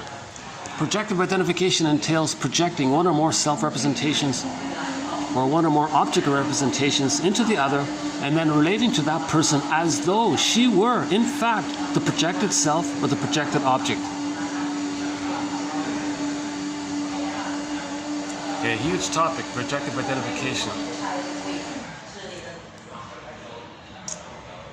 Maybe I'll move over there. Yeah, let's back up, move, and I'll finish this outside. Hold on a sec.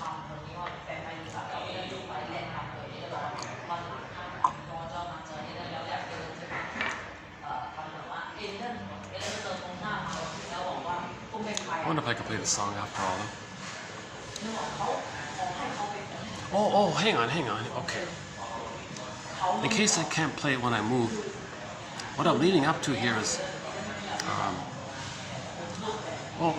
sorry. I'm getting ahead of myself here. Let me backtrack and finish the quotes from yesterday. So what I just did for the past 10 minutes was like a preview for the next video. So let's go back to this video. Okay, when the interpretation construction, or let's just simply say when the interpretation is made at the right moment, transference love finds its way into consciousness. and a careful analysis of it resolves the transferences by binding its unconscious emotional components. Thus, the actual drama is endowed with the nature of a repetition of infantile experiences with which it is then introduced into time and history. Here the ghost is laid to rest. Oh, what a relief, finally. Okay, and the ghosts, they want to be ancestors. Yeah? I remember Loewald was saying, he said, you know, I interviewed all these people who study about ghosts, and he quoted them saying, you know, ghosts want to be laid to rest. They want. They're dying to be laid to rest. The ghost doesn't want to be a ghost all the time. He wants to be laid to rest and be an ancestor, meaning the feelings serve the person. The feelings serve the person. So the Furies and the Anemones in part 1. The realization that these memories are a reliving makes it possible to free the life force from these primary tragic fixations and to channel it through the meanings it gains towards a new relationship, etc. And analysts came to understand how defining a fragile self-feeling can lead to the hate, the acting out, right? So if joy and sadness are zooped away, anger's at the console. Okay, interpretation from an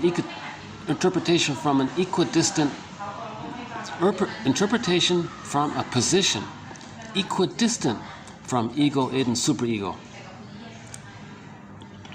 The analyst must see all three aspects of psychic phenomena and in the struggle between them remain neutral. However, he begins always to work with the ego, strengthen the ego, repair the ego, enhance the ego. Okay? So we need a strong ego. Where in trauma, the conscious ego, our awareness of ourselves, that consciousness, okay, reality testing of ourselves, how we feel, the ego, okay, that gets damaged. Okay, the image is the scarecrow. Okay. And in trauma, the person might feel like the Tin Man, lost the feelings, the heart feelings, the heart center. And the two being like that, person feels disembodied, that's the cowardly lion, often in another place. Dorothy is the part of the psyche that's trying to line things up. Or we can be like Dorothy and try to line up mind, heart, get back in our bodies. Right? So the therapist doesn't play the parent to the inner child of the past. The parent doesn't criticize, support the ego. Build a nest. Build a nest, then an egg can appear. The bird first makes a nest, then there'll be an egg. We build the ego, conscious ego, then feelings will come back. With the development of a psychoanalytic mind, the client acquires the capacity to shift the inevitability of acting out to reflection. The underlying thesis in creating this kind of psychoanalytic mind, one person calls it mentalizing mind, or reflective mind, or paradox, the mind that can see two sides, the mind, three-dimensional thinking, four-dimensional mind, whatever, is that what is accomplished in a good therapy is a way of knowing. You learn sort of how to know. So this is the classic. Therapist teaches the client how to analyze themselves. So we're teaching them how to fish, not just give them the fish.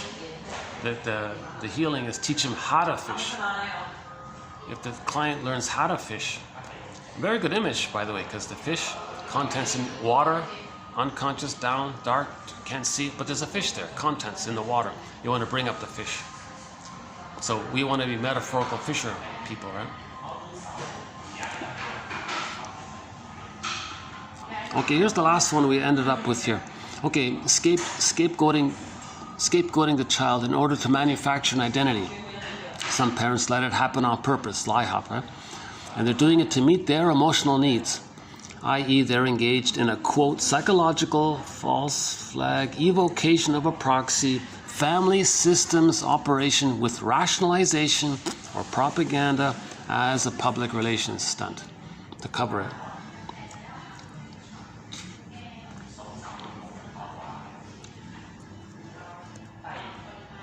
So at the end of the last video, we talked about the stingers. Okay. Somebody traumatized before 18 months, they end up with one of the stinger personality patterns: Iago, bully, narcissist, etc.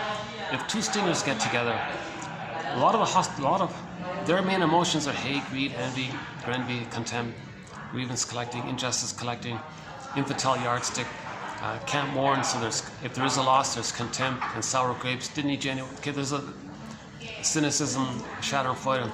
There are a lot of like the hostile mind, let's just say. If two stingers get married, they have a scapegoat hunger. It's okay. So if two stingers get married, they're going to scapegoat one of their children. They will actually unconsciously make one of their children angry, so that they can have the fantasy that the child is expressing their anger. That gives some relief between the parents. The father thinks, oh, he's expressing my anger, way to go, kid. Mother thinks the same thing. That's just part A, that's just the setup part. They do that so the parents can then say and label the child. So they provoke the child. It's called evocation of a proxy. So proxy, someone who feels for you, does something for you. Okay? So the child is expressing the parents' anger. And the parents evoked it. It's called evocation of a proxy. So the child is like the proxy for the parents' emotions. That's just part one, right? And they let it happen on purpose. So they create the conditions for the child to be angry. Okay? So that's called let it happen on purpose. So the parents are doing this. They're provoking the child to then sit back and let the child be angry. They made it happen. They created the conditions for it to happen. They set the child up like this, right? They did that. That's part A. So then they can then step back and say, now we have an excuse to express their anger, because the parents don't want to express their anger at each other, so they find a third. Okay, so they evoked the child to be angry, so they provoked the child to be angry. Now the child is angry. Okay, but the child wasn't normally angry at the parents. The child wanted the parents' love, but the child said, but the child wasn't given love, so he's angry. So it was kind of provoked like that, right? So the child being angry, it's not a real anger, it was a created, a manufactured fake thing. So I think we can say it's a psychological false flag, evocation of a proxy, family systems operation, and then the parents rationalize. Okay, now they got to hide all this. So they're going to be their own PR company or whatever. So they're going to make it sound reasonable. Well, look, if our child is so naughty, we have a right to discipline our child, be angry at our child. Look what he's doing here. He's throwing things at us. So now they're going to demonize the child and say they're the good parents. Now the shrink would say,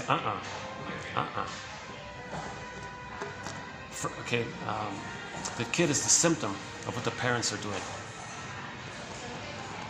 So the problems between the parents, the kid is the symptom which they created. So in family systems therapy, the kid, okay, it's called an emotional, maybe we can borrow this Murray Bowen's theory a little bit, an emotional triangle there. So there's too much anger between the husband and wife, right? They're not happy, they only have hostility. It's got to be directed at the third, so the child is scapegoated. And then the parents cloak it over with an excuse of why they should be angry at the child. Okay, I've only got 20 minutes before this cuts out. Let me play a clip here. 99.9% of what we're talking about here is psychoanalysis.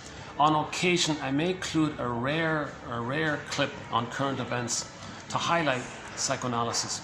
I'm not trying to go on a soapbox about the outer affairs. I'm trying to learn the second language here.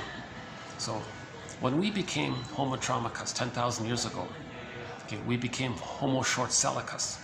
Due to a mismanagement of our serotonin by our discoveries, okay, we entered into the global pillage model. And one of the slogans of the global pillage model is principle of discovery. Okay, and it's still going on. Okay. So I'll play this one clip from Europe. It's a parliament lady or whatever, MP or whatever. And she says it's still going on. We're still plundering and pillaging. Okay. And we're cloaking it over and using PR to say that the victims that are being damaged, they're the bad ones. And the aggressive pillaging and hurtful actions outwardly, it's the double think. Okay, so she calls it Neverland. People are in Neverland. That's the translogic and doublethink area, where they can flip it around. The aggressor can be seen as an angel, and the innocent wounded child is the demon. They can flip it around. Why this flipping around thing works? Because the baby, when he identifies with the aggressor in trauma, he takes as his mind the mother's mind. This whole trickery of Neverland thinking is to evoke that. So when people confuse it, they say, I believe this, then they believe this. Okay, so you see a lot of this. People are parroting the script kind of thing. The scriptwriter says, I believe this. People read the script, oh, I believe this. They're clicking into this mechanism in the brain where the baby takes as his voice his mother's voice, because the baby identified with the aggressor. So I want to get out of here at the same time. I've only got 15 minutes here. I'm trying to cram in too much here. Maybe there will be a part 3 after all. Okay, let me just summarize it. Okay, so the theory is, I'll clarify it maybe better another time. Theory is we went from global village to global pillage. Okay. One of the slogans of the pillaging is principle of discovery. Now somehow or another, I don't know what it is, but the way children were raised in places that had less sun, somehow they lost feelings. People who were raised in a more traditional way had maintained their feelings, so the shade of brown was still there. So they associated feelings with the skin tone. So enter the principle of discovery. When we went to pillage mode, the underlying driver is the envy of the loss of our feelings. Okay, so baby's traumatized, lost his feelings. Others, shade of brown, have feelings. They've identified with the aggressor. They want to replay. Mother took my feelings. They become the one who takes other people's feelings. Repetition compulsion. So those of the shade of brown, okay, are considered having more feelings, because the traditional child rearing ways were maybe preserved more. So that's associated from that. So it's not about skin tone. It's about the perception and the display. Remember, in the primary process, you transfer things. So you transfer the emotional realm into the skin tone to know the emotional realm. Robert Bly touches this point. So to cloak this over, they'll use a euphemism. Well, principle of discovery. If those with the shade of beige tone of skin find something that belongs to those with the shade of brown tone of skin, well, it belongs to those with the shade of beige tone of skin. Still in the books. People are saying, could you stop this hurtful thing? Well, the memory is, mother didn't stop hurting the baby. Okay? So the mother short-sold the baby's soul. Baby identifies with the aggressor.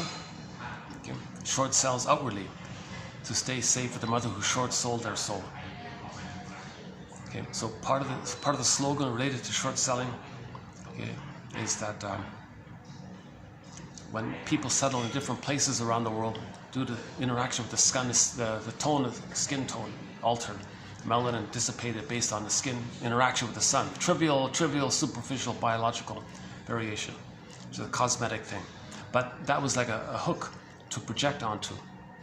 Because maybe the way babies were raised in places with less sun, I don't know, maybe it was a more hurtful way. It was more trauma, more projection. So then the principle of discovery is the expression of that trauma. It's an expression of the repetition of that trauma. So we're homotraumicus. So one of the symptoms of homotraumicus is this slogan, repetition, is this slogan, principle of discovery. Okay, if we with the shade of beige find something with those with the shade of brown, it's ours. Okay, because the mother did that to the baby. Baby, you have something, well, it's mine. The mother used the baby to meet her needs. The baby stole the baby's land, emotional land. Enter the song, Stolen Land. Okay, I'm not going to discuss the whole song, just a little section of it. So by the singer Bruce Coburn. A controversial figure for me, but I just want to take out one little passage that he said here. Okay, so in the song Stolen Land by Bruce Coburn, one of the lines in there is, rum, guns, and smallpox gonna change the face of home in this stolen land. If you're like me, you'd like to think we've learned from our mistakes, enough to know we can't play God with other people's lives at stake. So now we've all discovered the world wasn't only made for those with a shade of beige tone of skin. What step are you going to take to try to set things right in this stolen land? Okay, so Carl Sagan says, yeah, we project our traumatized mind outwardly. Okay, so it doesn't make sense to do such a ridiculous thing. Really, billions of years for all the life forms, and the Great Spirit designed it only for the shade of beige tone of skin. What an absurd proposition. Maybe I'll play that. You know, it's only, let's just play the first half a minute of Carl Sagan here.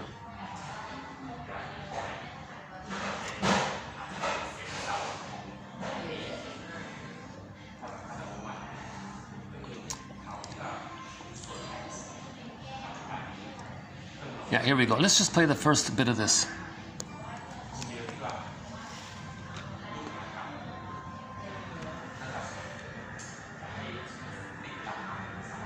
Consider again that pale blue dot we've been talking about. Imagine that you take a good long look at it. Imagine you're staring at the dot for any length of time. And then try to convince yourself that God created the whole universe for one of the 10 million or so species of life that inhabit that speck of dust.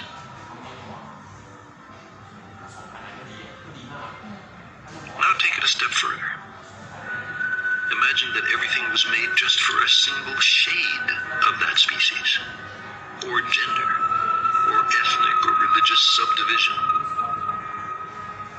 We can recognize here a shortcoming, in some circumstances serious, in our ability to understand the world.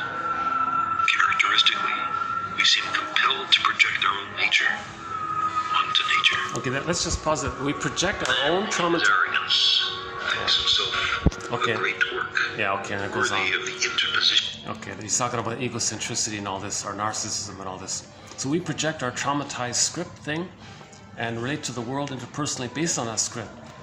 So we're projecting our traumatized internal objects, okay, and our interpersonal relationships outwardly comes from the traumatized script. Okay, I gotta move here. Okay, let's finish this up. Give me a half a minute to sort of back this up a bit. Okay, hold on a second.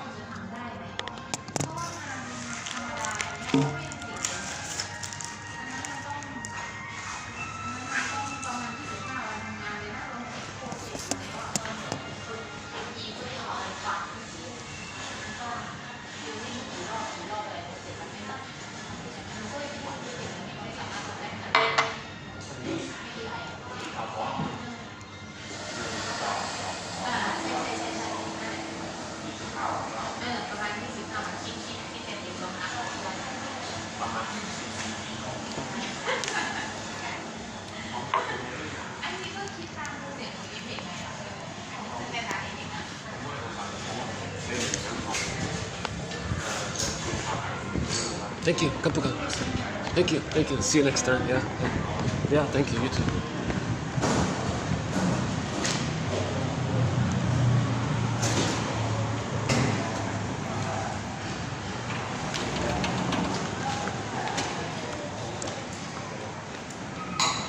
It'd be nice to do it there, but see, I can't do it there because I got the whole front staff right in front of you there. There's the manager. Let's see, can I sneak in here for a bit? Okay, don't squeal on me, maid. Okay.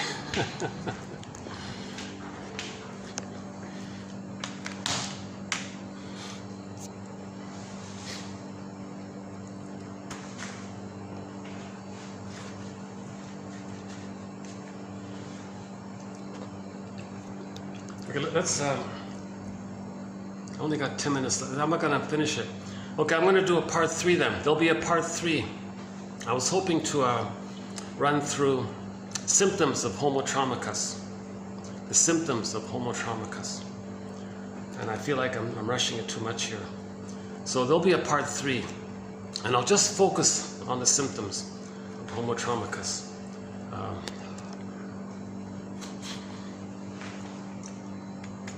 So I want to play this. I'm just going to play the first part of a clip.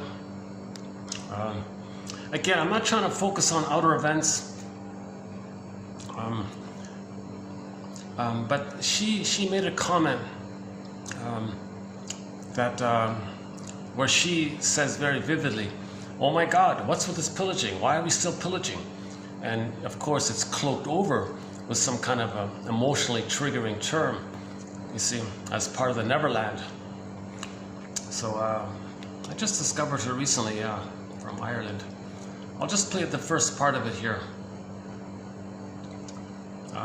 If you want to hear the whole thing, it's called "These Are the Crimes of Apartheid" by Claire Daly, July 11th, 2023. Okay, let's just hear what. Okay, so what you're going to hear is a quick little snippet of the idea that we're still in pillage plunder mode. Why are we still pillaging? That's a symptom. That's a symptom of homo traumicus, that we're a traumatized version of ourselves. One of the symptoms of being traumatized collectively is we're still gobbling and pillaging and plundering. But the ones who seem to have more of an urgency in this area are more the ones who are not getting the secure attachment style, meaning they're traumatized too early. Babies shouldn't be traumatized so early. The more traumatized the baby is, the more he's going to be in the stinger mode. Now, the stinger mode, of course, is the psychology of short selling outwardly because the mother short sold them. Mother gave them poverty, mother pillaged them. Okay, they identify with the aggressor. Okay, baby thought the mother hated his goodness, so he identifies with the envy breast. Then he's got to hate goodness. Okay, want the goodness was the loss of feelings. Okay, baby thought the mother hated his feelings, passion, feelings. Okay, identifies with the aggressor. Maybe associates those who are more loved with as having more feelings, but maybe that took place in places where there was more sunshine, okay? Because people settle in different places, and over time the skin tone varied based on the sun interaction. But it's not about the skin tone; it's about the transference of the loss of feelings of the skin tone. If people have their feelings, no one cares about the skin tone. It's just a benign, trivial thing, right? So this clip, she's saying we're still pillaging and plundering. I don't want to enter into this whole current debate and all that. I'm trying to be analytic. I'm trying to be analytic myself. I'm trying to also have like a neutral position and trying to observe, okay, id, ego, superego, and have like equidistant observation, but support the ego. So my goal is to kind of enhance the ego here. So she says an emotionally triggering thing here. So let's play this, maybe about the first half of it.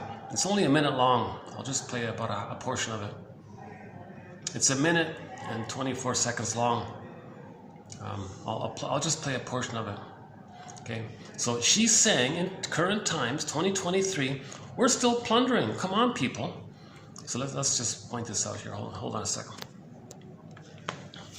Thank you, President. On Palestine, EU politics takes place in a sort of a never land where things can be both true and untrue at the same time. We skirt around the details of reality. We refuse to accurately name Zionism as practiced as a European settler colonial project. Okay, so European settler colonial project. Okay, that's the plunder. Israel is an occupying power.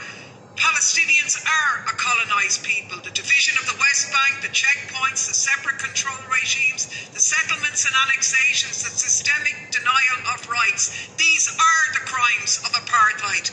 Israeli airstrikes on Gaza in May, 33 dead, hundreds wounded. This isn't self-defense, it's a war crime. The slaughter of children from the air in Jenin, not self-defense, war crimes, illegal.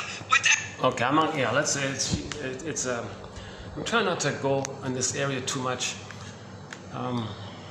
So I think it's like what's happening to indigenous people, creating the conditions, all their suffering. Indigenous people on water. It's similar. So what she's referring to, it's similar to the general pattern of others with a shade of brown tone of skin, the indigenous people, right? So back to Bruce Coburn's song. But what the plundering and the pillaging that was done on indigenous people, because they had a natural child rearing. indigenous people, or we, our cousins, that maintain the traditional way of loving their babies, maintain their feelings. And we associate that with their tone of skin, it seems. So, so she calls it, what'd she call it again? White colonial European, what is it again? Occupying power. Palestinians are a colonized people. Used to accurately name Zionism as practiced as a European settler colonial project. European settler colonial project. Okay, so shade of beige, tone of skin, they want to gobble up more. And if you hear the rest of her clip,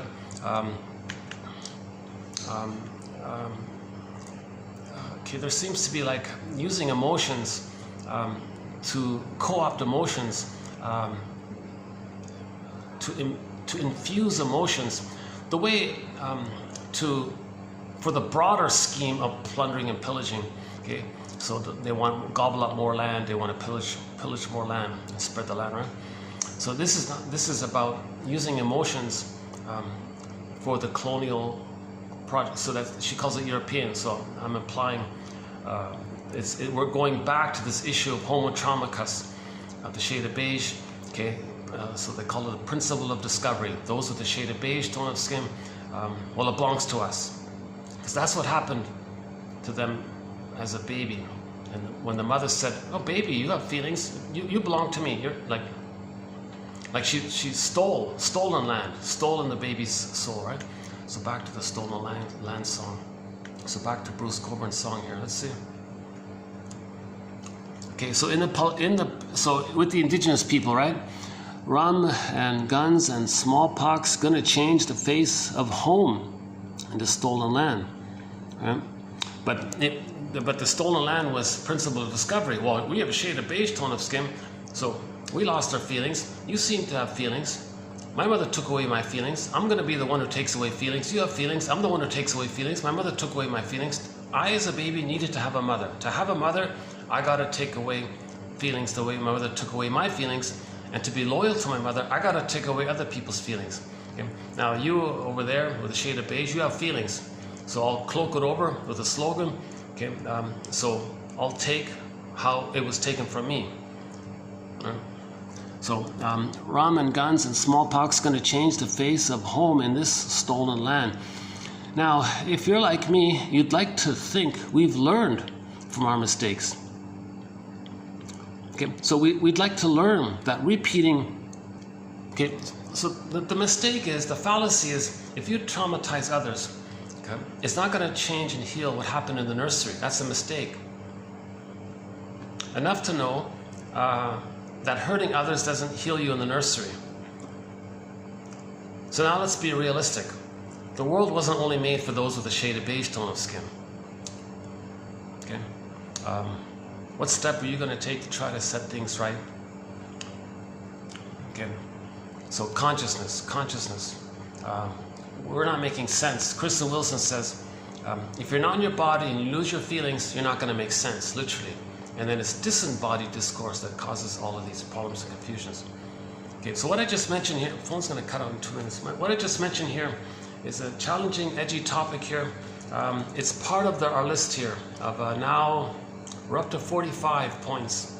So I'm temporarily calling it symptoms of homo traumicus. Symptoms of homo traumicus. We know about the symptoms of an individual. How do these symptoms appear in its sort of summed up collective way, like collective trauma? How is collective, or the summed up?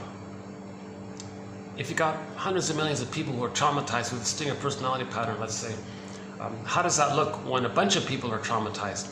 Because now you got a lot of tension amongst all the people. Now there's an equal disbursement of needing to scapegoat outwardly, okay, to deal with the tension within. Okay, remember, when two stingers get together, they scapegoat one of their children. Even two buddies with a stinger personality pattern, first thing they do is say, who are we going to hate? And then the anger will be directed to thirds, so they don't direct the anger at each other. Emotional triangle, family systems theory, right? So if there's like a whole bunch of people, the more and more people like that, there's going to be like a more and more pull or pressure to have this scapegoating phenomena. So the scapegoating phenomenon is an emotional issue. But this emotional issue is driven by the loss of feelings. and the repetition compulsion. See, that kind of disperses the immediate feelings. And when we repeat the past, we're alive in a sense that we're crying for love. 1 second, got a guy right there right beside me here. Or something. Okay, let's move over here. Okay, this phone's going to cut out in a minute now. So yeah, there'll be a part 3 here of this topic, and I'll see if I can present it in as neutral a way as possible. That clip there by the speaker, it's an emotionally charged topic. I'm not trying to enter into the soapbox. I'm not trying to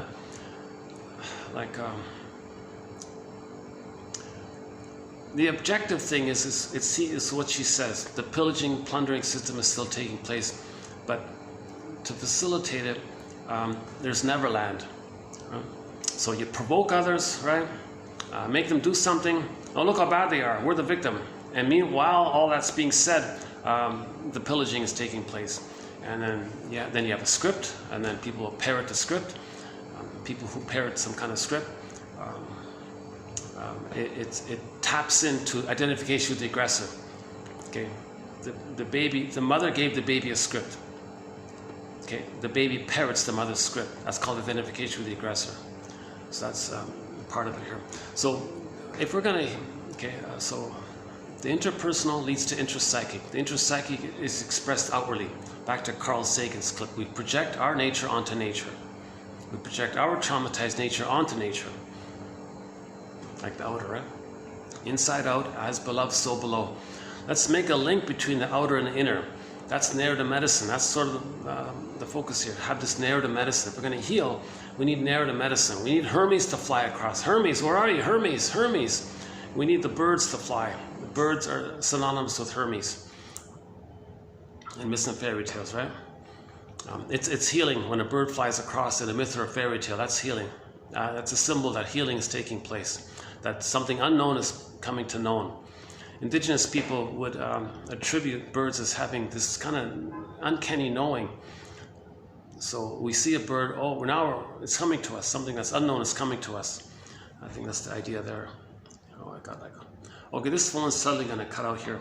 Let me, why don't I squeeze in our theme song? I think I can finally play a song here.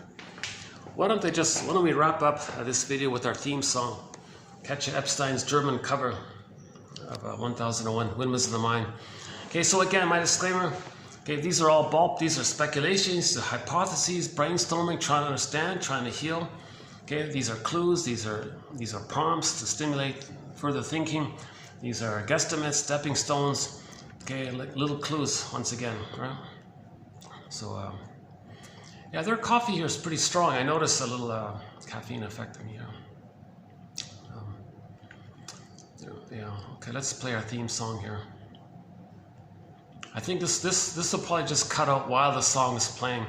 So I'll see you in part 3. Our theme song is Katja Epstein's German cover of the great song Windmills of the Mind. I'd love to play the English, Barbara Lewis's English cover of it, but YouTube blocks it unfortunately. But my favorite English cover of Windmills of the Mind is by Barbara Lewis. So I'm going to play you our theme song, which is a German cover of that song by Katja Epstein.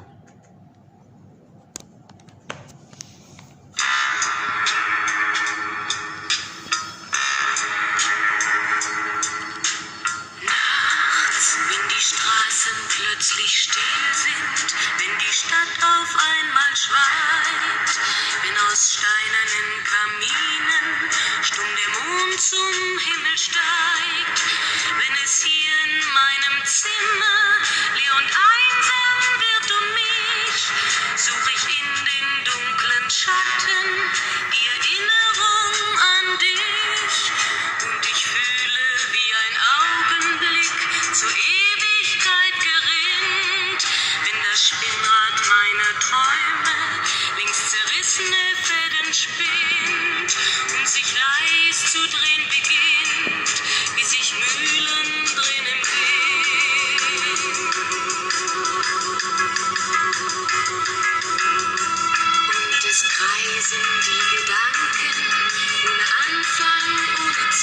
wie die schnellen Wellenringe, wenn ein Stein ins Wasser fiel, wie ein Kreisel, den die Peitsche übers Straßenpflaster treibt, wie Spiralen, die ein Adler in den Abendhimmel schreibt.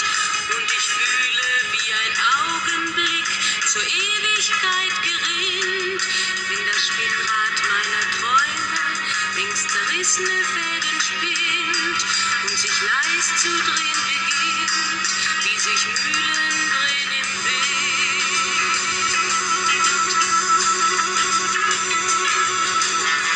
Tausend Fragen ohne Antwort, tausend Fragen ohne Sinn. Warum flog für uns der Sommer wie ein Pfeil so schnell dahin?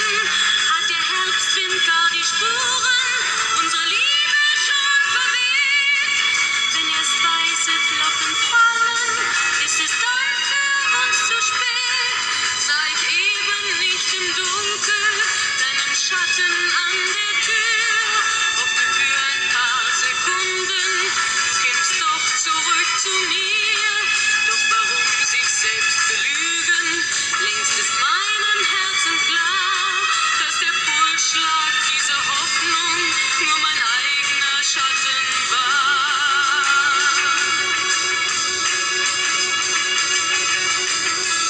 Und ich fühle, wie der Augenblick zur Ewigkeit gerinnt, wenn das Spinnrad meiner Träume längst zerrissene Fäden spinnt und sich leis zu drehen beginnt, sich im Kreis zu drehen beginnt,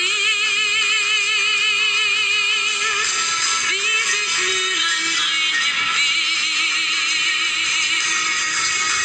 wie sich Mühlen drehen im Wind.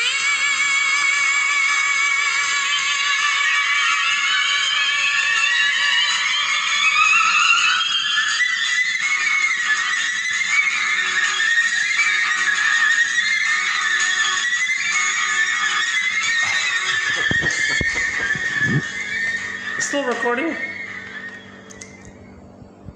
Okay, this is still recording. Well, you know, it's possible. I can't figure my phone out. It's so irregular. It might actually be giving me more time. I'm debating whether or not to try to do the part 3 here or do it tomorrow.